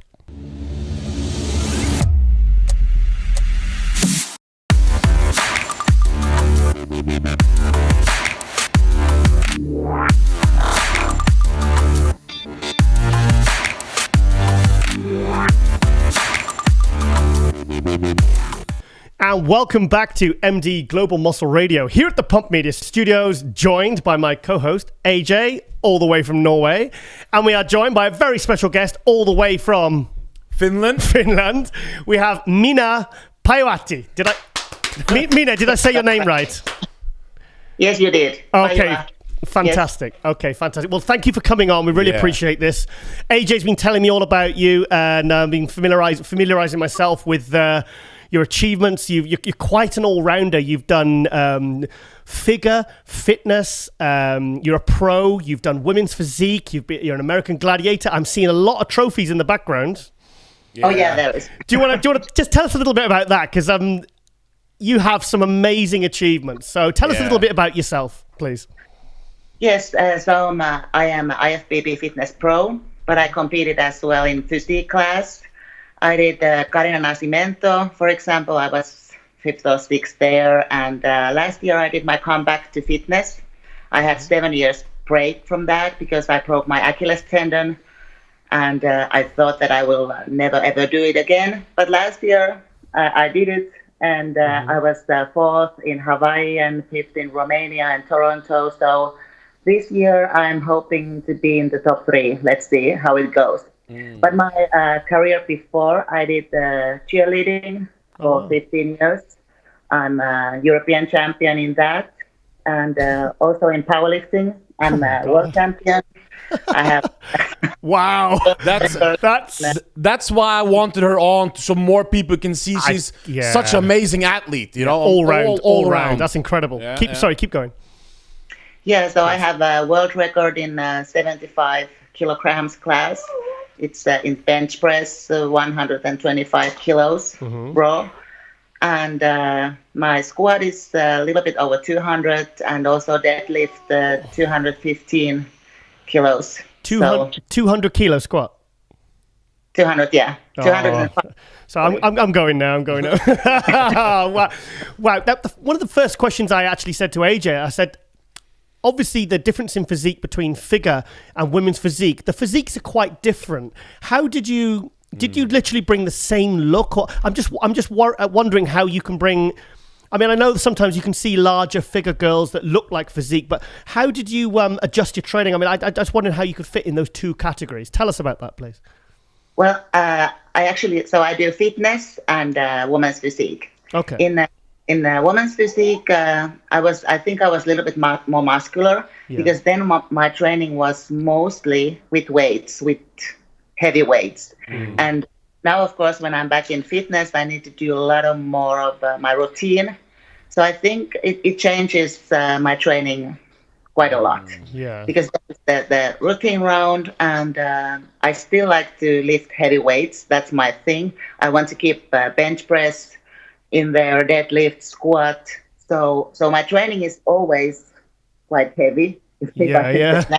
But now, because there is routine practice, I need to stretch more. I need to keep myself more flexible. So that's the difference. And of course, the look is a little bit different, of course, too. But I like to be. I think that my body looks better when I'm more muscular. Right. In physique, you mean physique? Yeah, my physique. Yeah. So, and I don't know why fitness girls couldn't be muscular. Yeah. So I think that I try to bring the best physique that I can in my body, and then the rest is let's see. Sorry, which do you prefer? Which category is your favorite to do? I have to say I like them both because in fitness, I like to perform. So that's why the routine round is something that I have enjoyed. I started competing when I was 19. It's almost 20 years ago. Wow. And- Wow. Yeah. Wow, okay. Yeah. I was expecting you to say like 5 years or something. I was like, well, okay. No. Okay. No, so yeah. It's gone red. Yeah. Oh, guys, stop. And I still love to do that. Yeah. But in physique, I also like to do like double biceps and Nice. and things like that. So I cannot say which one is my favorite. Yeah. Because otherwise, but I like to train with weights. So I think Yeah. both give me challenges. Yeah. So in your routine, I'd imagine, because one of you either have to be like a gymnast or you have to be good with your strength moves. Now you said you're a powerlifter. Is your special moves in your routines the power moves? You know, where you literally it's body weight stuff. Well, there is, for example, like push-ups. Yeah. And also jumps. So I think that people think when they see me, for example, Oksana Krishina is now doing my routine. Okay. And I went to train with her, and she was, when she saw me, she was, "You're big." Like, Yeah. like what we are going to do here. And then after we trained, she and her husband also said that they were really amazed how I could move so well, even though I have so much muscle, so that I can do push-ups and jumps more higher and fluently than girls that are much lower body weight. Yeah. So I think that's probably my thing. That Okay. even though I have muscle, I can move quite fluently. maybe. Yeah. That's interesting. Do you have a background in gymnastics at all? Yes, rhythmic gymnastics. So that's something that we do here and in Russia. These days also in Europe. Yeah. But it's like where you have ribbons and you're really flexible. Oh, fantastic. So I have that kind of background. I did that for 10 years. I was in Finnish national team. Wow. And yeah, so that was where I started when I was 8 years old. Oh my. And you're also on TV now, aren't you? You're on a new show in Finland. What are you on? I'm Barbie. Fantastic. She's in the Gladiators. Oh, I love the Gladiators. I used to watch that when I was a teenager. The British one. Is that your first time doing it, or? It's actually my second time. Okay. We did that already 2 years ago, but then it was for a different channel. Now there is Warner Bros. Behind it. So let's see. It was really fun to do it. And now it's on TV, going on every Sunday. So I'm excited. What can we see from the Wings of Strength crew? They're doing a good job of promoting female muscle, female bodybuilding. What are you excited for the new plans? Because they're sponsoring the Olympia now, Wings of Strength. Are we going to see some? Are we going to see the girls back at the Mr. Olympia stage with female bodybuilding? Do you think?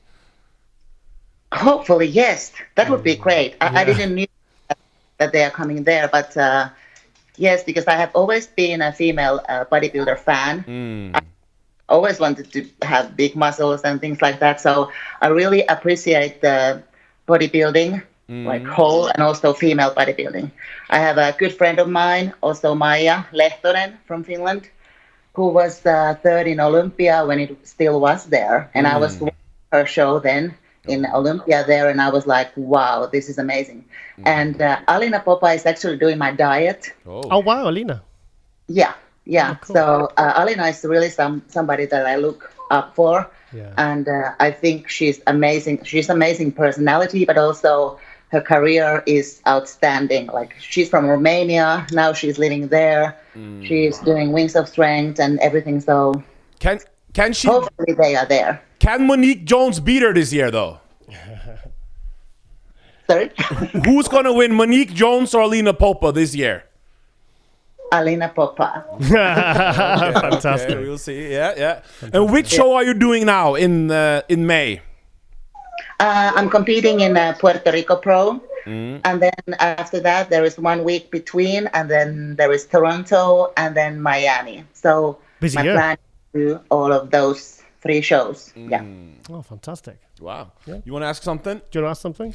No, we just wanted you on to promote you a little bit, and because we think we're inspired by what you do, you know. And you also have a full-time job, don't you? Also. Kidding. Yeah, I do have. I'm a flight attendant. Oh, wow. Yeah. Yeah, so I'm the one who gives coffee or tea. Oh, wow. Yeah. So for people who say That's the work female ethic. bodybuilding, she can't keep feminine and everything, Yeah. and then a little bit not old, but older than 25. This is the you see. I'm just what can- gazing at her shoulders. Absolutely amazing. Ah, amazing show. Yeah. Thick shoulders look awesome. Yeah. No, fantastic. but we're rooting for you, and that's why we wanted to have you on, MD. So Yeah. we're glad that you came on. Yeah, fantastic Thank all-rounder. you. Really, really impressed with all your achievements. Absolutely. I'm really glad AJ, suggested get you on, and really good suggestion. You want to give some shout-outs to people? Well, thank you for inviting me for the show. Of course, this is amazing, and I want to say hi everyone who is listening to this, and something else. What else? Yeah. From Finland. Yeah. Oh, okay. Can we get some muscle, a bicep shot or something before you go? Yeah. Yes. I don't know. Boom. Wow. Fantastic. No, awesome. There you go. My Awesome. body isn't so good, but You're Awesome. they're looking good. Awesome. Is that your dog? Sorry, is that No, your no. dog who keeps popping? No, it's not a. It's not. It's What is it? I don't know. What is it? What is that thing you have in your hand there? Fluffy. She got something fluffy in her my hand. dog. Oh, Yeah. it's your dog. I told you it was a a dog. Okay. I thought it was her hat or something. Like in Finland, they have these hats. That's yeah. Well, I think it's summer now, so. Well, thank you for being on. Thank you, Mina. Okay, thank you, Mina. Really appreciate you coming on, taking the time, and good luck with all your shows this year. Yeah, and good we'll luck. we'll hopefully get a follow up, and we'll hopefully see you at the Olympia in some form. Hope so too. Okay, Thank Mina. you. Thank you very much. Thank you very Bye-bye. much. Bye bye. Bye bye. Thank you. Bye. Bye. So that's an athlete, huh? Oh, That's an athlete. absolutely incredible. So for people at home, Get your shades on. powerlift bench record, squatting 200, 200 kilo. female physique, fitness, Yes. Yep. full-time job, Yep.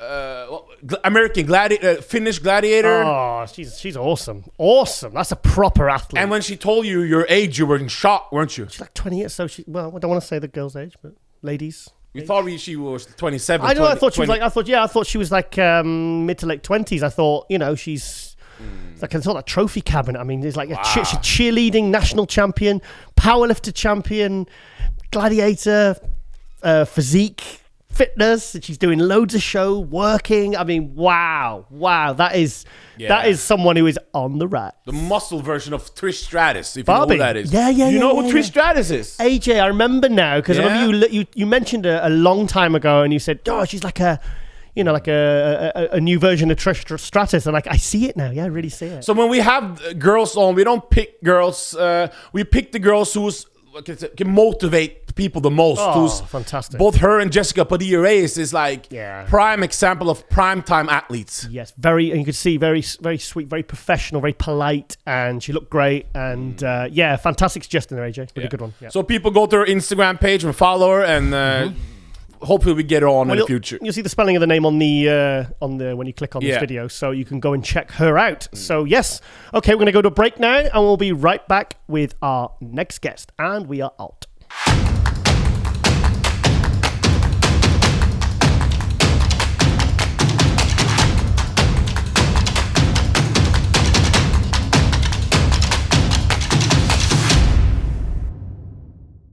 And welcome back to MD Global Muscle Radio here at the Pump Media Studios, joined by my co-host AJ, all the way from Norway, and we're joined by a very good friend of mine, Patrick Tuor. How are you, Patrick? You gotta give it. Hey, guys. You don't want to give him that. Very good friend of mine. Yeah. Never got such a standing ovation. That's incredible. You're always getting off me, Patrick. Remember we did the recap video in Romania, Patrick, for MD. Yeah, absolutely. And then I got a lot of complaints about because Patrick had the guy in 10th place as winning. Oh, okay. Yeah. So I got a lot of like, what are you saying? Well, He had a nice shape though, didn't he? Nice shape. yeah, Very yeah, good shape. yeah. No, and also, wow, we've seen your fiance on Instagram. Whoa, she's in shape, man. Sylvia. Whoa. Yeah, she's competing this weekend in Spain. Oh. Benidorm. Oh, What category is she doing now, mate? It's figure, I'm assuming. Physique. Oh, physique, fantastic. Mate, honestly, I see pictures of Sylvia every day on our newsfeed and on Sylvia's as well on my Facebook and Instagram, and just the way she's come in the last few weeks. I mean, everything's just popping now. I mean, like what a striking physique. We love Sylvia. So we love Sylvia. Yeah, she's gonna be a real surprise at the show. Believe me, she's really something special. Yeah. Do you remember we had dinner at San Marino and she was on about competing again? This was in 2007, November 2017, and we were having lunch with Patrick and Sylvia was saying, "Yeah, I really want to compete again. I'm not sure what category yet, figure or physique, but yeah, it's fantastic to see her come back, mate. So I'm really pleased for you both."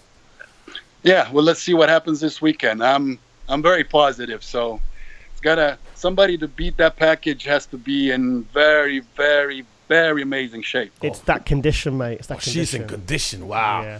Now, for those who don't know, who aren't that familiar with Patrick, he's one of not just Europe, but one of the world's most respected bodybuilding coaches. I mean, Patrick coaches people all over the world. A lot of, you look on his Patrick Tuor. Check out his Facebook and his Instagram, Tuor, Tuor, on his newsfeed, and you will see just an onslaught of amazing condition physiques. Champion after champion after champion, amateur, pro, national, international. It's absolutely incredible. So go and check that out. Now, before you ask the way you guys going to talk about, I just want to hear what's the plans for Nicholas Valuud in the future and Daniel. Are you still working with Daniel Todd? Yeah, Daniel is going to start the prep real soon now for this fall. And Nicholas, we just decided to have a year off. Oh, he's taking a year off. A year off? Ah, fantastic. Yes. I just see so many young guys and athletes pushing, and not really thinking long term, not giving the body enough rest. And we're not just talking about muscle, we're talking about heart, we're talking about kidneys, we're talking about liver, and also a mind break from everything, because Nick is young. He's 27 now, going to 28, and I want him to be able to compete high level until 35, maybe 40, and keep improving. And you just cannot keep your foot on the gas pedal year after year and pretend that your body is not going to pay consequences for it.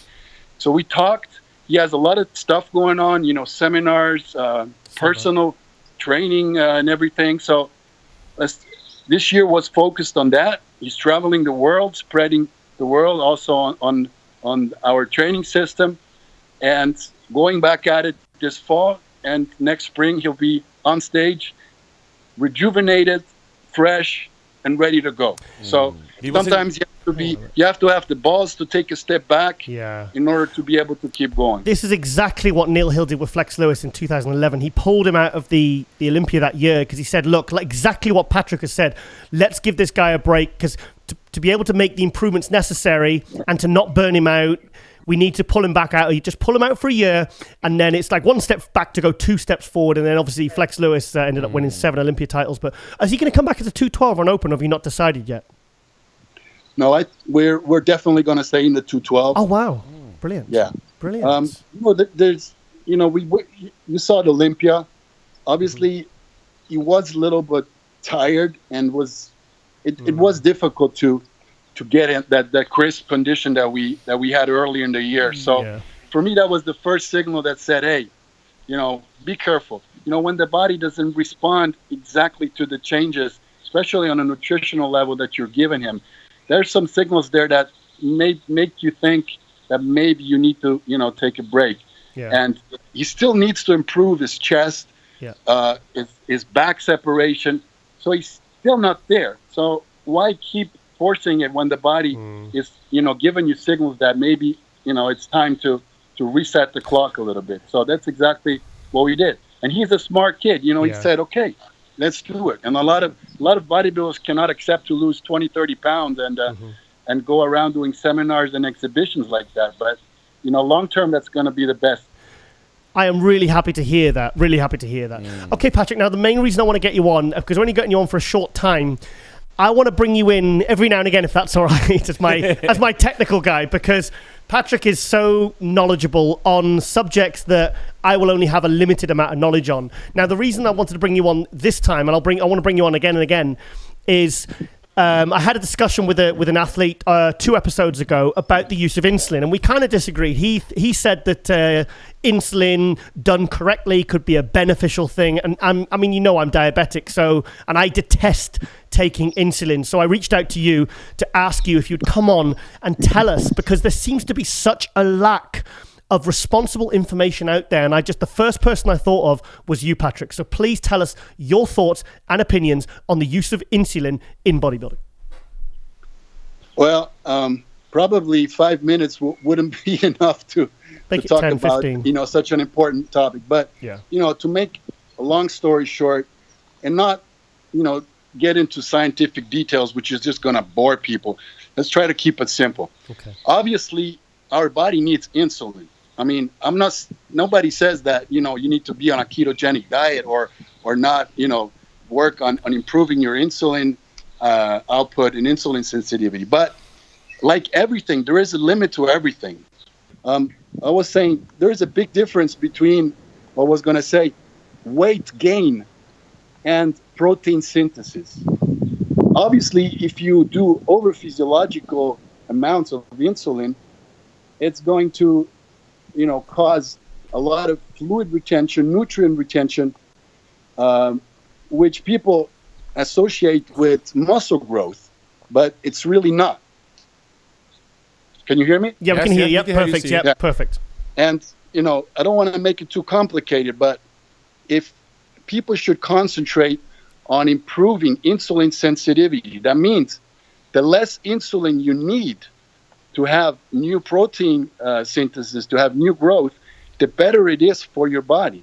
And people here are just throwing in enormous amounts of insulin and simple sugars and confusing this weight gain with muscle growth. Obviously, you gain weight because you practically, all that happens is you inflate because you're forcing your receptors on the muscle surface to take nutrients in, but the most of it is liquid. The most of it is not new muscle growth. It's not new synthesis.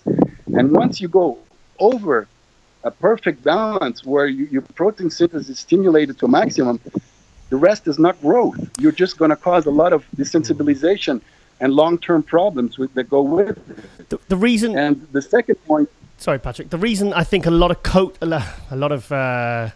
to use the word coaches recommend the use of insulin is because then they can say, "Oh, my athlete's put on 20 pounds since following my training program," and it's like they're not actually making a better physique; they're just making a heavier physique, so they can then brag about it. This is the pattern I see. The fact that we are here talking about this proves how much it has been blown out of proportion. Yeah. I mean. Obviously, you have, a 250, 280-pound bodybuilder, which goes to a very intense training. It is necessary that post-training, you stimulate insulin release in order for, receptors to get active and those nutrients, amino acids, glucose, and everything goes into the muscle. But you can achieve that with, if you have a good insulin sensitivity and you work on that, you can achieve just the same amount of growth and stimulation with your own production. How? Now, well, first of all, which we should talk about insulin, but talk about insulin sensitivity. Mm-hmm. How many athletes measure their blood glucose in the morning? How many do blood tests to measure their basal insulin levels, just to see where they are? How sensitive are they to carbs, to insulin? Sorry, I've got to say, when you say basal insulin levels, do you mean the HbA1c, which is the average blood sugar reading of the previous 3 months, to show how well your body is producing insulin? Well, that's another test you can do. Right. Okay. But before you get into that, because I worked with also diabetic athletes like Ronnie Rockwell at the time. Yep. And that's obviously tests you have to do to really see how efficient carbs are taken up. But it's sufficient that in the morning you take your blood glucose on empty stomach, and you do that, over several days, sometimes even weeks, and you have a blood test to measure your basal insulin level. That means how much insulin is your body producing just to keep your body stable without nutrients. And then from there, you see immediately where you stand. Now, I have not seen any athlete using, especially slow-acting insulin, over weeks and months, doing a test and having normal results. Afterwards, your body is just out of whack, and you will not be able to achieve the same results if you don't keep increasing those insulin amounts, and you will have to do it, the rest of your bodybuilding career, probably life, in order to achieve the same amount of growth. So what you're saying, bodybuilders are using long-acting insulin. What's the benefits to that? Because I use it because I'm diabetic, but I mean, I don't understand the reason behind using long-acting insulin over fast. You're asking the wrong person. I mean, there is absolutely no need for it. Yeah. And, stupid. I hear, bodybuilders eat a lot of carbs, okay? And in order to have their own beta cells not working so hard, so your pancreas is not working so hard, we're giving extra insulin to help him, so the body is not overproducing insulin. But, I mean, come on. It doesn't make any sense. First of all, you don't need all those carbs all the time. If you're very sensitive to carbs, I mean, the biggest bodybuilder out there probably is okay with 600 to 700 to 800 grams of carbs a day. Let's be realistic. Yeah. And if you do your cardio, if you train hard, a pancreas, if it's working fine, will be able to do all the work necessary. You don't need extra insulin in there, which is just going to disrupt your insulin sensitivity. And that's just the biggest problem. It's not during, it's after. Especially when you go from off-season to diet, what happens? You will not be able to keep using all that insulin. In order to lose body fat at one point in time, you're going to have to reduce carbs. So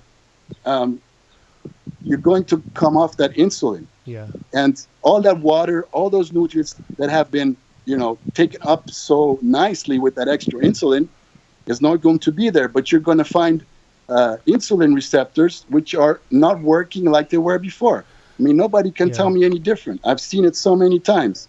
And you will have to lower the carbs much, much lower than what you normally should if your insulin sensitivity is fine.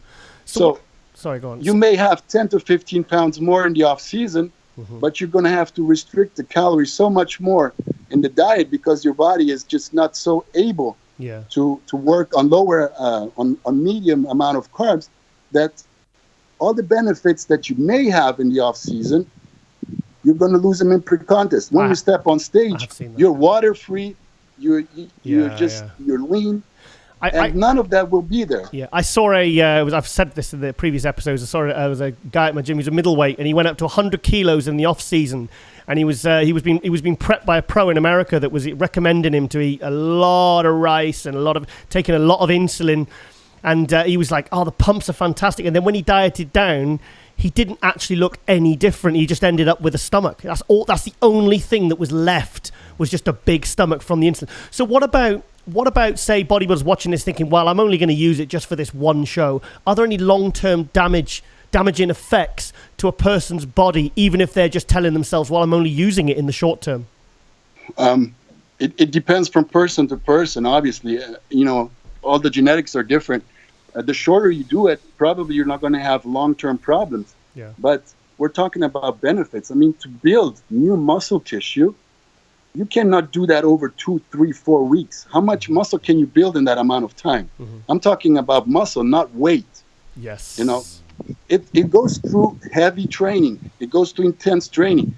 That's the most important factor, is to create that stress in order to have an adaptive response post-training, to grow muscle larger. Now, I see people training these giant sets, light training, insulin stuff. It all looks good. I mean, but it's not growth. You just cannot grow a muscle like that. Yeah. So if you talk about short term, okay, you may gain 5, 10, 15 pounds short term, but it's just not muscle, and that's the problem. It's just cosmetic. You think you should measure your muscle growth in terms of performance. I always ask my guys, what are you doing at the gym? How did you improve? Can you train longer? Can you train harder? Can you train heavier? If that's the case, even if the body weight is not going up, hey, we have your muscle. Yeah. But just to look at the weight, it just doesn't bring anything. So when you're working with, say, nobody needs. Sorry, so when you're working with, say, new athletes and they're coming to you and they're like, okay, Patrick, I want you to prep me for my national level show, but I've used insulin in the past, I really like it. What do you say to them? Yeah, I mean, it happens every day. Right. Every day. The first thing I do is, okay, blood work, and then I want you to measure your fasted blood glucose levels over 1 week. Then I want blood glucose levels before and after training. And I want blood glucose levels before and after training, before we take simple carbs, and just see how the body responds to that. Yeah. It's a little painful, at first you gotta puncture your finger about 20 times a week, but then you get an understanding of how the body works. Yeah. And every time I get somebody who had been working with insulin, especially slow-acting insulin, I just don't see this perfectly adaptive response to glucose. They all have some issues. Right. So you're saying that it causes real long-term effects? Obviously. So sometimes it will take several weeks or months sometimes to reestablish this insulin sensitivity with supplements, with extra cardio, with low carb diet. You're going to have to put your body through that in order to reset insulin sensitivity. And, people forget, also growth hormone has an impact on insulin sensitivity too. Yeah. And I see these enormous amounts of growth hormone being used. Oh, then I need insulin. Yeah. So because of one, they need the other. And then because of the other, they need the other. And then, then I use metformin. The metformin is not enough. Then I use, and it's just a chemical warfare out there. Yeah. Instead of using a little bit of good sense, and a little bit of science, they are just trying to manipulate their metabolisms with chemicals, which is, it's just long term. You're just gonna get screwed. I mean, you cannot force your body chemically so long. It's just, you're just going to pay the price. What's the worst effects you've ever seen from someone that has used insulin for more than a couple of years? Type 2 diabetes, very strong insulin desensibility. I mean, I see it probably weekly. I see guys, especially when they get close to their 40s, then the problems come out. Sometimes in your young years, 25, 30, after 35, your body starts telling you, hey, what have you been doing with me in the past 10 years? When you're young, you don't really see those effects so strongly. But, people getting into 40s, they're all having troubles, dieting, getting lean without cutting their carbs to just very, very low amounts. So it just doesn't make sense to me. Yeah. Okay, Patrick. Well, I wanted to throw these questions at you because, like I said, it is a really bit of a bone of contention with me. It's something I feel strongly about because I was diagnosed diabetic in 2013, and I just really hate having to use insulin. I use cardio to really manage my blood sugar. It's like I have to do it, pretty much every single day, every morning, and it just keeps me right, keeps me well. So to think that other bodybuilders could be out there giving themselves issues when they don't need to, and it doesn't actually help their physique, is something I really wanted to reach out to you for. So I really appreciate you taking the time for this, mate. Just one more thing. Yep. You can stimulate your own insulin release with just whey protein. A normal, for example, whey isolate, really 30 to 40 gram post training, they will stimulate your insulin production. Protein does that too. I didn't know that. But isn't it processed? Isn't it processed? Because I find processed foods, anything that's not clean, and it can spike my blood sugar. Exactly. But especially certain type of amino acids, like branched chain amino acids, and leucine in particular, they can, spike insulin levels. So they are, if you don't want to believe, actual evidence, just go and read those studies. There are studies out there which show a perfect protein synthesis balance with just 30 grams of whey hydrolysate. Okay. Now you're going to tell me, okay, we're talking about huge bodybuilders who take performance-enhancing drugs and whatever, so they have different response, they need more. Yeah, that's why we use a little bit of simple sugar, high molecular weight, carbohydrates, or I just simply go with rice cake and jam, for example. Yeah. I don't like all those Bitargo and whatever, but it's just not necessary. That short-term weight gain you have is just not protein synthesis, it's just not muscle growth. Okay. Focus more on training, heavy training, bust your balls in the gym, get the results, increase your performance there, get all the nutrients you need, and don't get, carried away with this weight gain you get through insulin. And obviously, a lot of people will tell, will say I'm wrong, blah blah blah, and all of this. They can do whatever they want with their health and their life. I'm 47 years old now. I've been through it all. I mean, in the 90s, Giles, you know what we went through.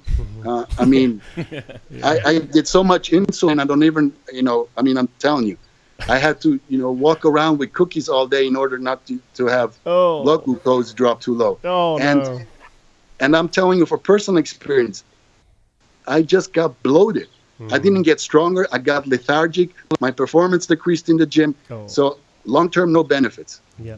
And I see it with all the athletes that I coach too. Yeah.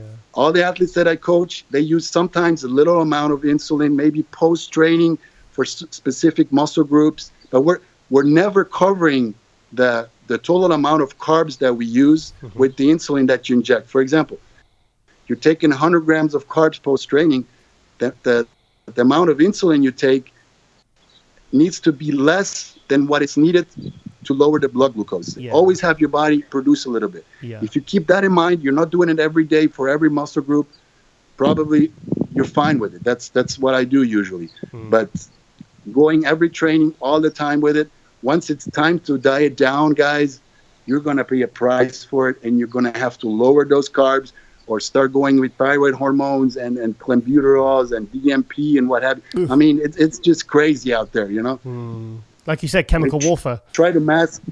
Exactly. A little bit of good sense, maybe one more year of hard work, you'll get exactly the same point, and you're not going to have to pay the price for it. Okay, Patrick. Patrick, that's exactly the kind of things I wanted you to say today, because I feel, like I said, I feel very strongly about this. And one thing, because we can recommend you for do you have time for more people? Can you prep more people, Patrick? And if so, where can people reach you if they want to have your services? I'm always happy to have new athletes that want to work with me. At the moment, my email and Instagram is a little bit overbooked. But hey, I'd find time to respond to everybody. Yes. My Instagram is ptuor, and my Facebook, Patrick Tuor. My email, bigpat@hotmail.ch. So anybody's welcome to write, and I highly recommend this guy. Yes. This is a guy who prepped my fiance and got her a pro card in 2015. Yeah. Won her her first pro show, was straight first, rookie of the year at the Olympia. So, and there's that's something quite important I handed to him, and he did a fantastic job, and I'll always appreciate that, mate. So, yeah. And everything without insulin. Yes. Actually, I feel like I need a shot of insulin now. I think my blood sugar's high at the moment. So, irony. So, we got to have Patrick on again for other topics. He's my go-to guy now, my technical guy. Yeah. So when we need more expert knowledge. So, Patrick, thank you so much for coming on, and all the best to Sylvia. Give her a big sloppy kiss for me, please. So I will. I love Sylvia. Family, mate. So, okay, Patrick, we'll speak to you very, very soon, mate. Hey, thank you so much, guys, for having me. Thank you, Jazz. Thank you, Kia. Thank you very much. Keep going. Your show is awesome. Thank you so much. Thank you. Thank you, Patrick. Bye-bye. Bye-bye. That's my bro. Yeah. My broski. Yeah, I think this is important. There's a lot of misinformation out there. You see, and it's unfortunately, I think I was kind of spoiled. When I started following the sport and competing in like the early 2000s, and I was always quite lucky with who I had access to for information and good knowledge. And it seems now they're the social media Instagram generation, the kind of people who are putting the information out there. I see it. It's not good. It's not good. Some of the, I'm gonna talk about a lot of these kind of compounds and just by him saying misuse, not abuse. It's misuse. That it took Nicholas now to take a year off. Yes, this just sees how important it is in front of health, not just go for it, but health. So this is a guy who we really recommend for people. Please, honestly, I highly recommend Patrick. He's absolutely amazing. Okay, then I'll see you after the ad break, and we are out.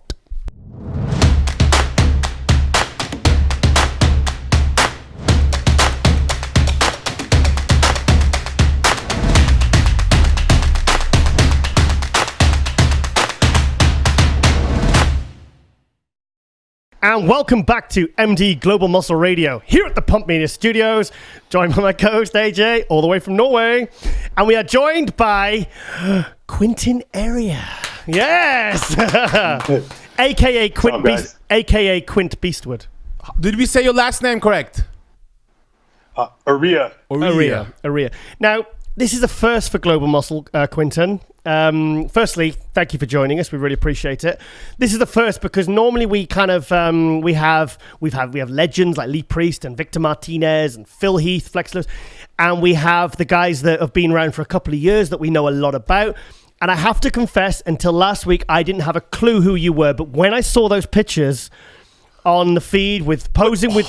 When you see the front double by, AJ lost his shit. Oh my God! And then we saw you were 23. And also, are you Jamaican?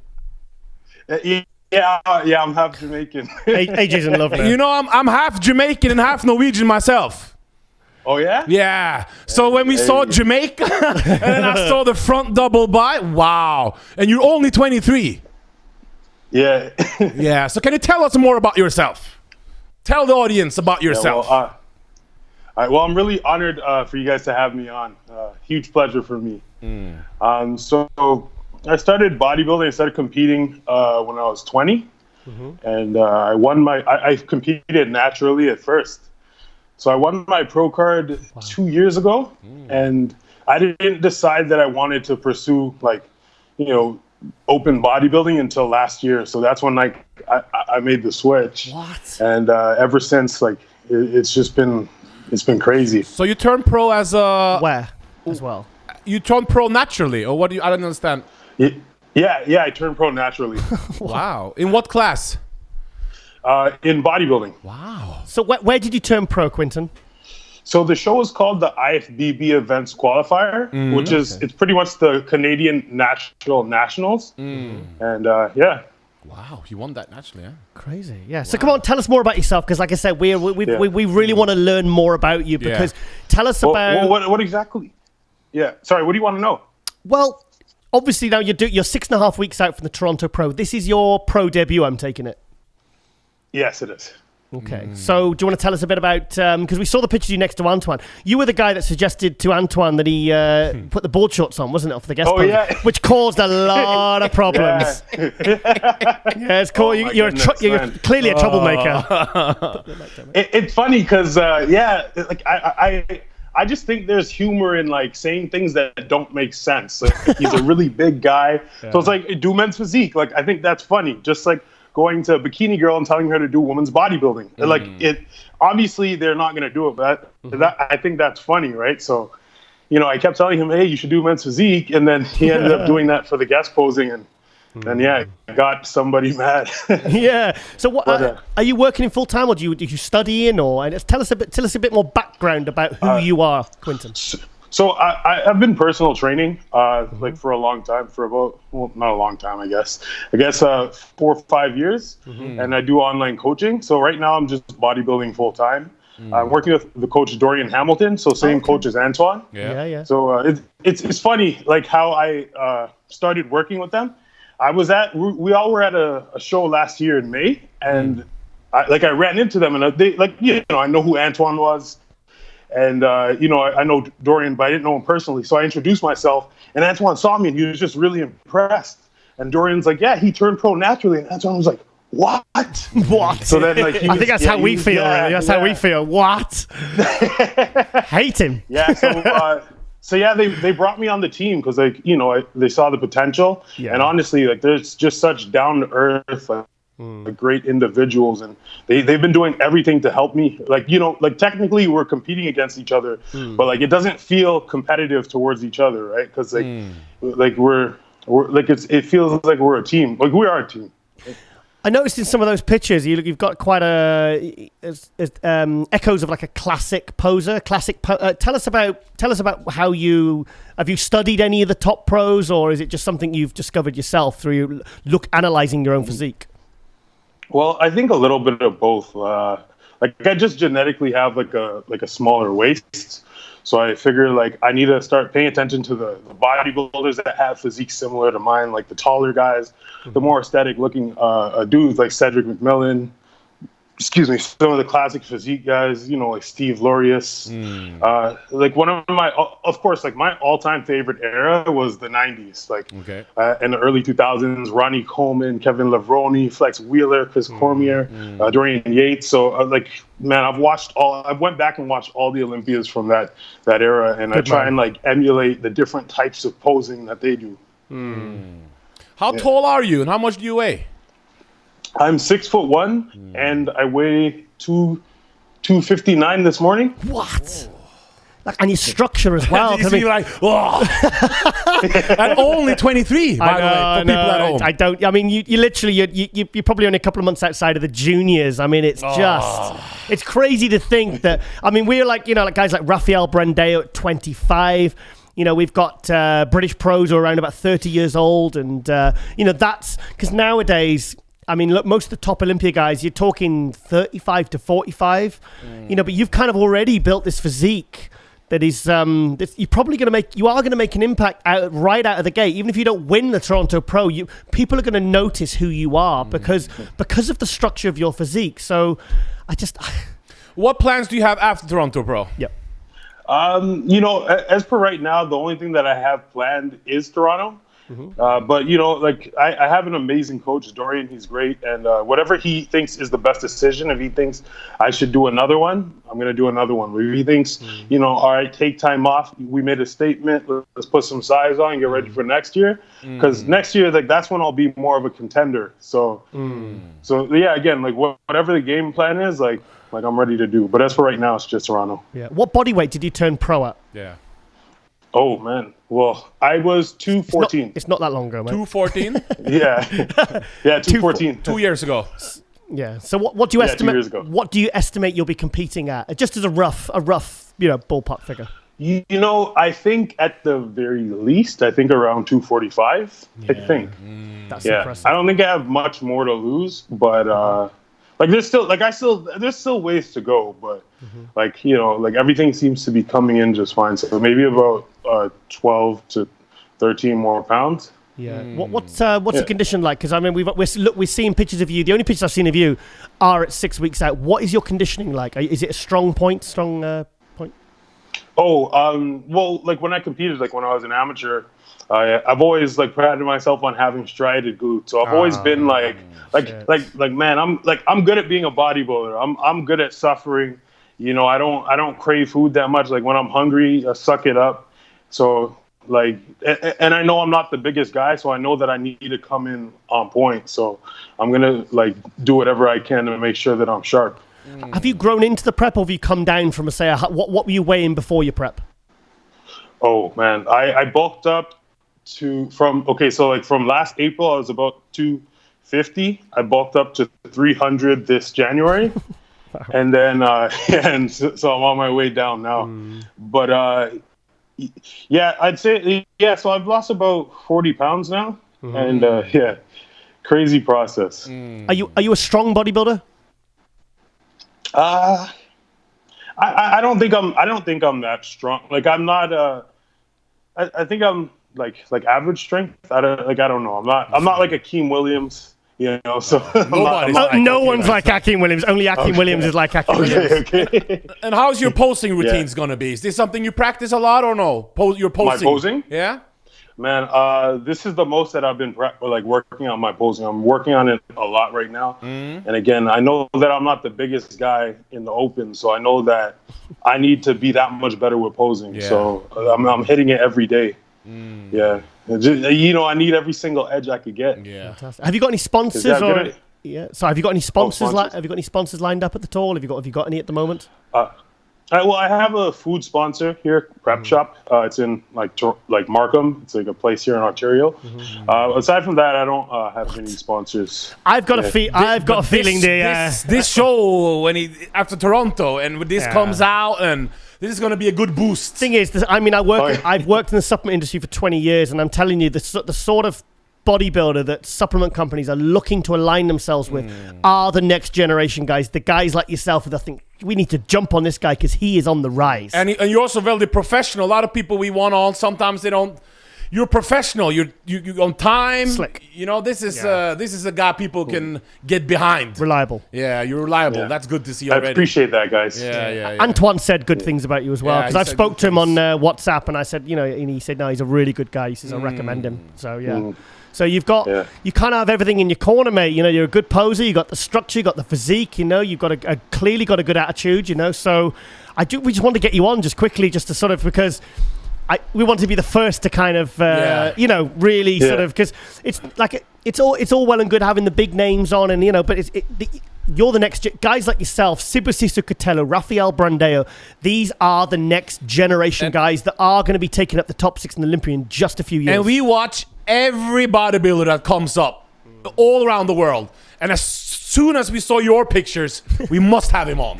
So that's how much we yeah. So that's how much you impressed us. So we're really hoping to be impressed when we watch you in this Toronto Pro Show. No pressure. No pressure. I really appreciate that, man. That means so much to me. Yeah. So I'm going to do everything I can to make sure it's special. Yeah. Where can people find you if they want to follow you? On Instagram, I'm Quint Beastwood. Quint Beastwood. I love it. I'm quite disappointed your last name actually isn't Beastwood. I think you should change it. Oh, yeah? You think I should change it? Change your last name to Beastwood. Quinton Beastwood. Yeah, you should have it as... okay. Like Flex Wheeler. Like Flex Wheeler's name was... Flex Wheeler sounds better than Ken Wheeler, doesn't it? That's his name. Yeah. So you can have that one for free. So we can find you there, yes? Yeah. You guys can find me on Instagram. Same handle on Twitter, Quint Beastwood, and on Facebook, Quentin Aria. Okay. And 100% to any supplement companies watching, any clothing companies, these are the kinds of guys you need to support and align yourself with, because, I'm hoping this little bit of exposure will get you to the next step to help you take your physique and everything you want to do and all your aspirations and all your ambitions. And I hope we can help in some small way on your journey, Quinton. Yeah, I really appreciate that, man. I hope so too. And this is like, I was so excited ever since you guys reached out to me. I woke up that morning, because about 8 a.m. when I saw the message, and I was just like, holy smokes, like a dream come true. Yeah, I'm sorry we didn't jump on it before, because I think it took me 2 days to think, hang on a minute, I really need to get this guy on. It's such an obvious thing, So I apologize. I actually apologize. I'm sorry. And please send us some update videos before the show. Yeah. And we'll put put it out, because we do it like an hour intro with every episode. So if you can keep us updated, mate, just keep us updated, and we'll help follow your journey and support your journey and everything you want to achieve, mate. So thank you. Yeah, man, I really appreciate that, guys. Yeah, I definitely will. All right, I'll keep you guys up to date. Good luck in Toronto. Yeah, we're rooting. All right, thanks, gents. Thank you. All right, thank you, Quinton. Take care, mate. Thank you. Bye-bye. All right, take care. Bye-bye. Yeah, love getting new talent on. 23. Turned pro naturally 2 years ago only. That means he's fresh, ready to jump off. God, it just blows my mind. Have you noticed how polite Canadian people are? Did you see how tall he was next to Antoine, wide on top? Did you see the front double bicep picture? Who does he remind you of, the physique? I'm trying to think. I'm trying to think of anyone who's that that tall, that wide. It's just he's got that guy is gifted. Mark Hector and him have some similarities, don't they? I did actually think Mark Hector. Actually, did you? Yeah, I they did. have some similarities. Yeah. There's some similarities, but he's 23. 23. Oh Lord, how is that Can you imagine 23, bro? AJ, how is showing up looking like that? How is that even possible?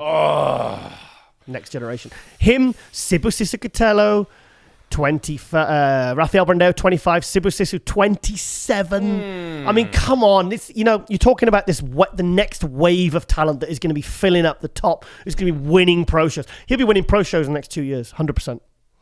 It's going to be great to see what he's going to bring in Toronto. Yeah. But like I said, even if, No, just to see... Just the fact he's on... Yeah, and if he doesn't have to win or top... It's just to see how he looks at 23. He's on the start of a very, very exciting journey, and I'm so pleased we got him on there. So this is obviously going to be the last interview of the episode 18. So you happy with it, AJ? Minna, Quentin, and Victor Martinez, and Patrick Tuor. Wow! And your intro when you slipped and called the guy, yeah? Yes, that was I believe they call it a Freudian slip. Yeah. No, good one. Fantastic. Okay, well, I hope you've enjoyed this episode. And yes. And send us DMs and things you want us to cover, any topics, any guests. Yes. Disagree with what we're saying, agree with what we're saying, give us whatever. Yep. Tell us how amazing we are. Tell us how idiotic we are. How shit we are. It doesn't matter. We get that anyway. Oh, we get a lot of hate, don't we? No, we don't. No. Well, the trick is not to... well, that's life. that's unfortunately, you put yourself out there on a platform, you're gonna get all kinds of opinions and critiques. So and the thing is, I don't mind critique, because if we can make the show better, we'll make the show better for you, the bodybuilding fans. Shout out to Ty Jordan, who won his overall. He won his class. St. Louis. He got second in overall, I think it was. St. Louis. Okay. Super heavyweights. And to Liam Neeson, who won his junior. Neeson. No, not Liam Neeson. Liam. I have a particular set of skills. What's his name? Liam John. Who won his Nabba Scotland. Yes. What happened? AJ Nabba Scotland and PCA. I did an interview with him. Chris interviewed him. Yeah. Wow. Yeah. Where can we see that? Chris was Put like it on that. if you want. AJ. Yeah, 1 second. End the show with that.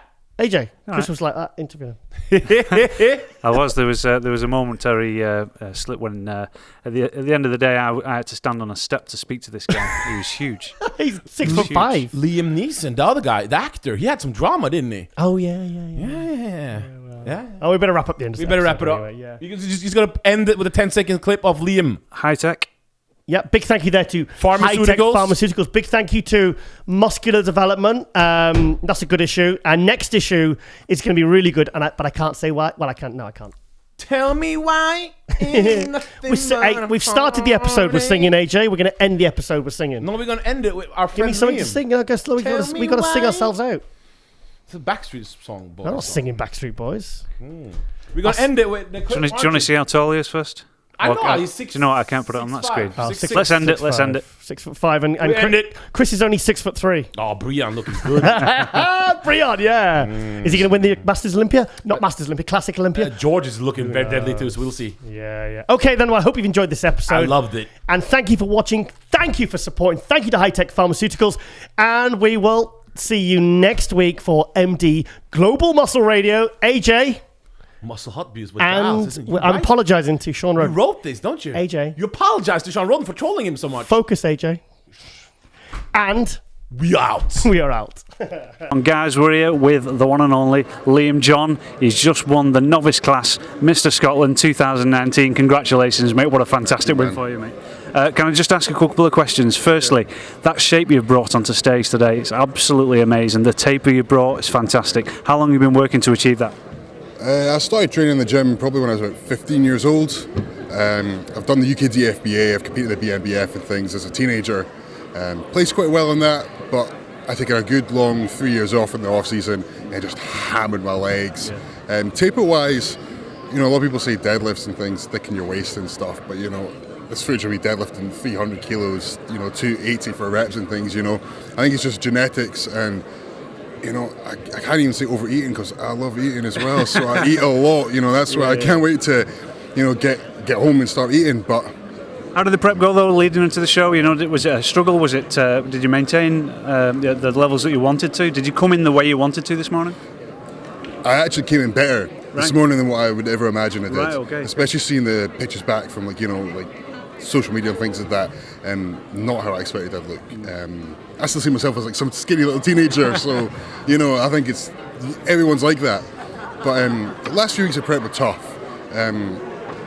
I spend a lot of my time by myself and just getting in that headspace, and that's how I really focus on doing that. Took some time off work so I could just really focus in. And what do you do for a living? I'm actually a student assistant theatre practitioner. Really? Hospital, wow. Yeah. So I'm actually assisting in operations right now. Amicable job. Yeah, so between standing at the operating theatre table on a 10-hour job, trying to hand on equipment to surgeons and prep, it's not the easiest thing and probably not the most safe or practical thing to do. So I had to take some time off work for that, just to clear my head, because it's jambles up here when you're on prep. Well, Liam, he's already been on Pump Media. Well, he's been on Muscular Development. Actually, we gave this guy a shout out. So shout out to Giles and AJ if you're watching. AJ gave you a shout out. Liam got in touch with us and he's been sending us update pictures and things like that, which we really appreciate and we really encourage athletes to do. So Liam, congratulations. How tall are you, by the way? I'm 6'5". And I'm just going to prove that, guys, because I'm still on a step. That's how tall this guy is. I was weighing 105 kilos on stage this morning. Wow. And the last time I competed, I was 87. Yep. So 3 years ago, that's a decent amount of muscle put on. So is the plan to go to the British now, or are you undecided? Are you going to have a think about it? I'm a bit undecided right now. Go for it. Go for it. Yeah, I think I might go for it. We'll have to see what life throws in front of me for that first, though. But I would like to go for it and really give it my all and nail condition a lot more this time round, and bring in lines. Well, we're going to wrap up there because I think they're just about to start the second half of the evening show. Liam, just give us a show of that trophy there, cracking trophy. Congratulations, mate. All the best. Thank you very and much. we'll see you again on the scene soon, mate. All right, take care. Thanks a lot. Cheers.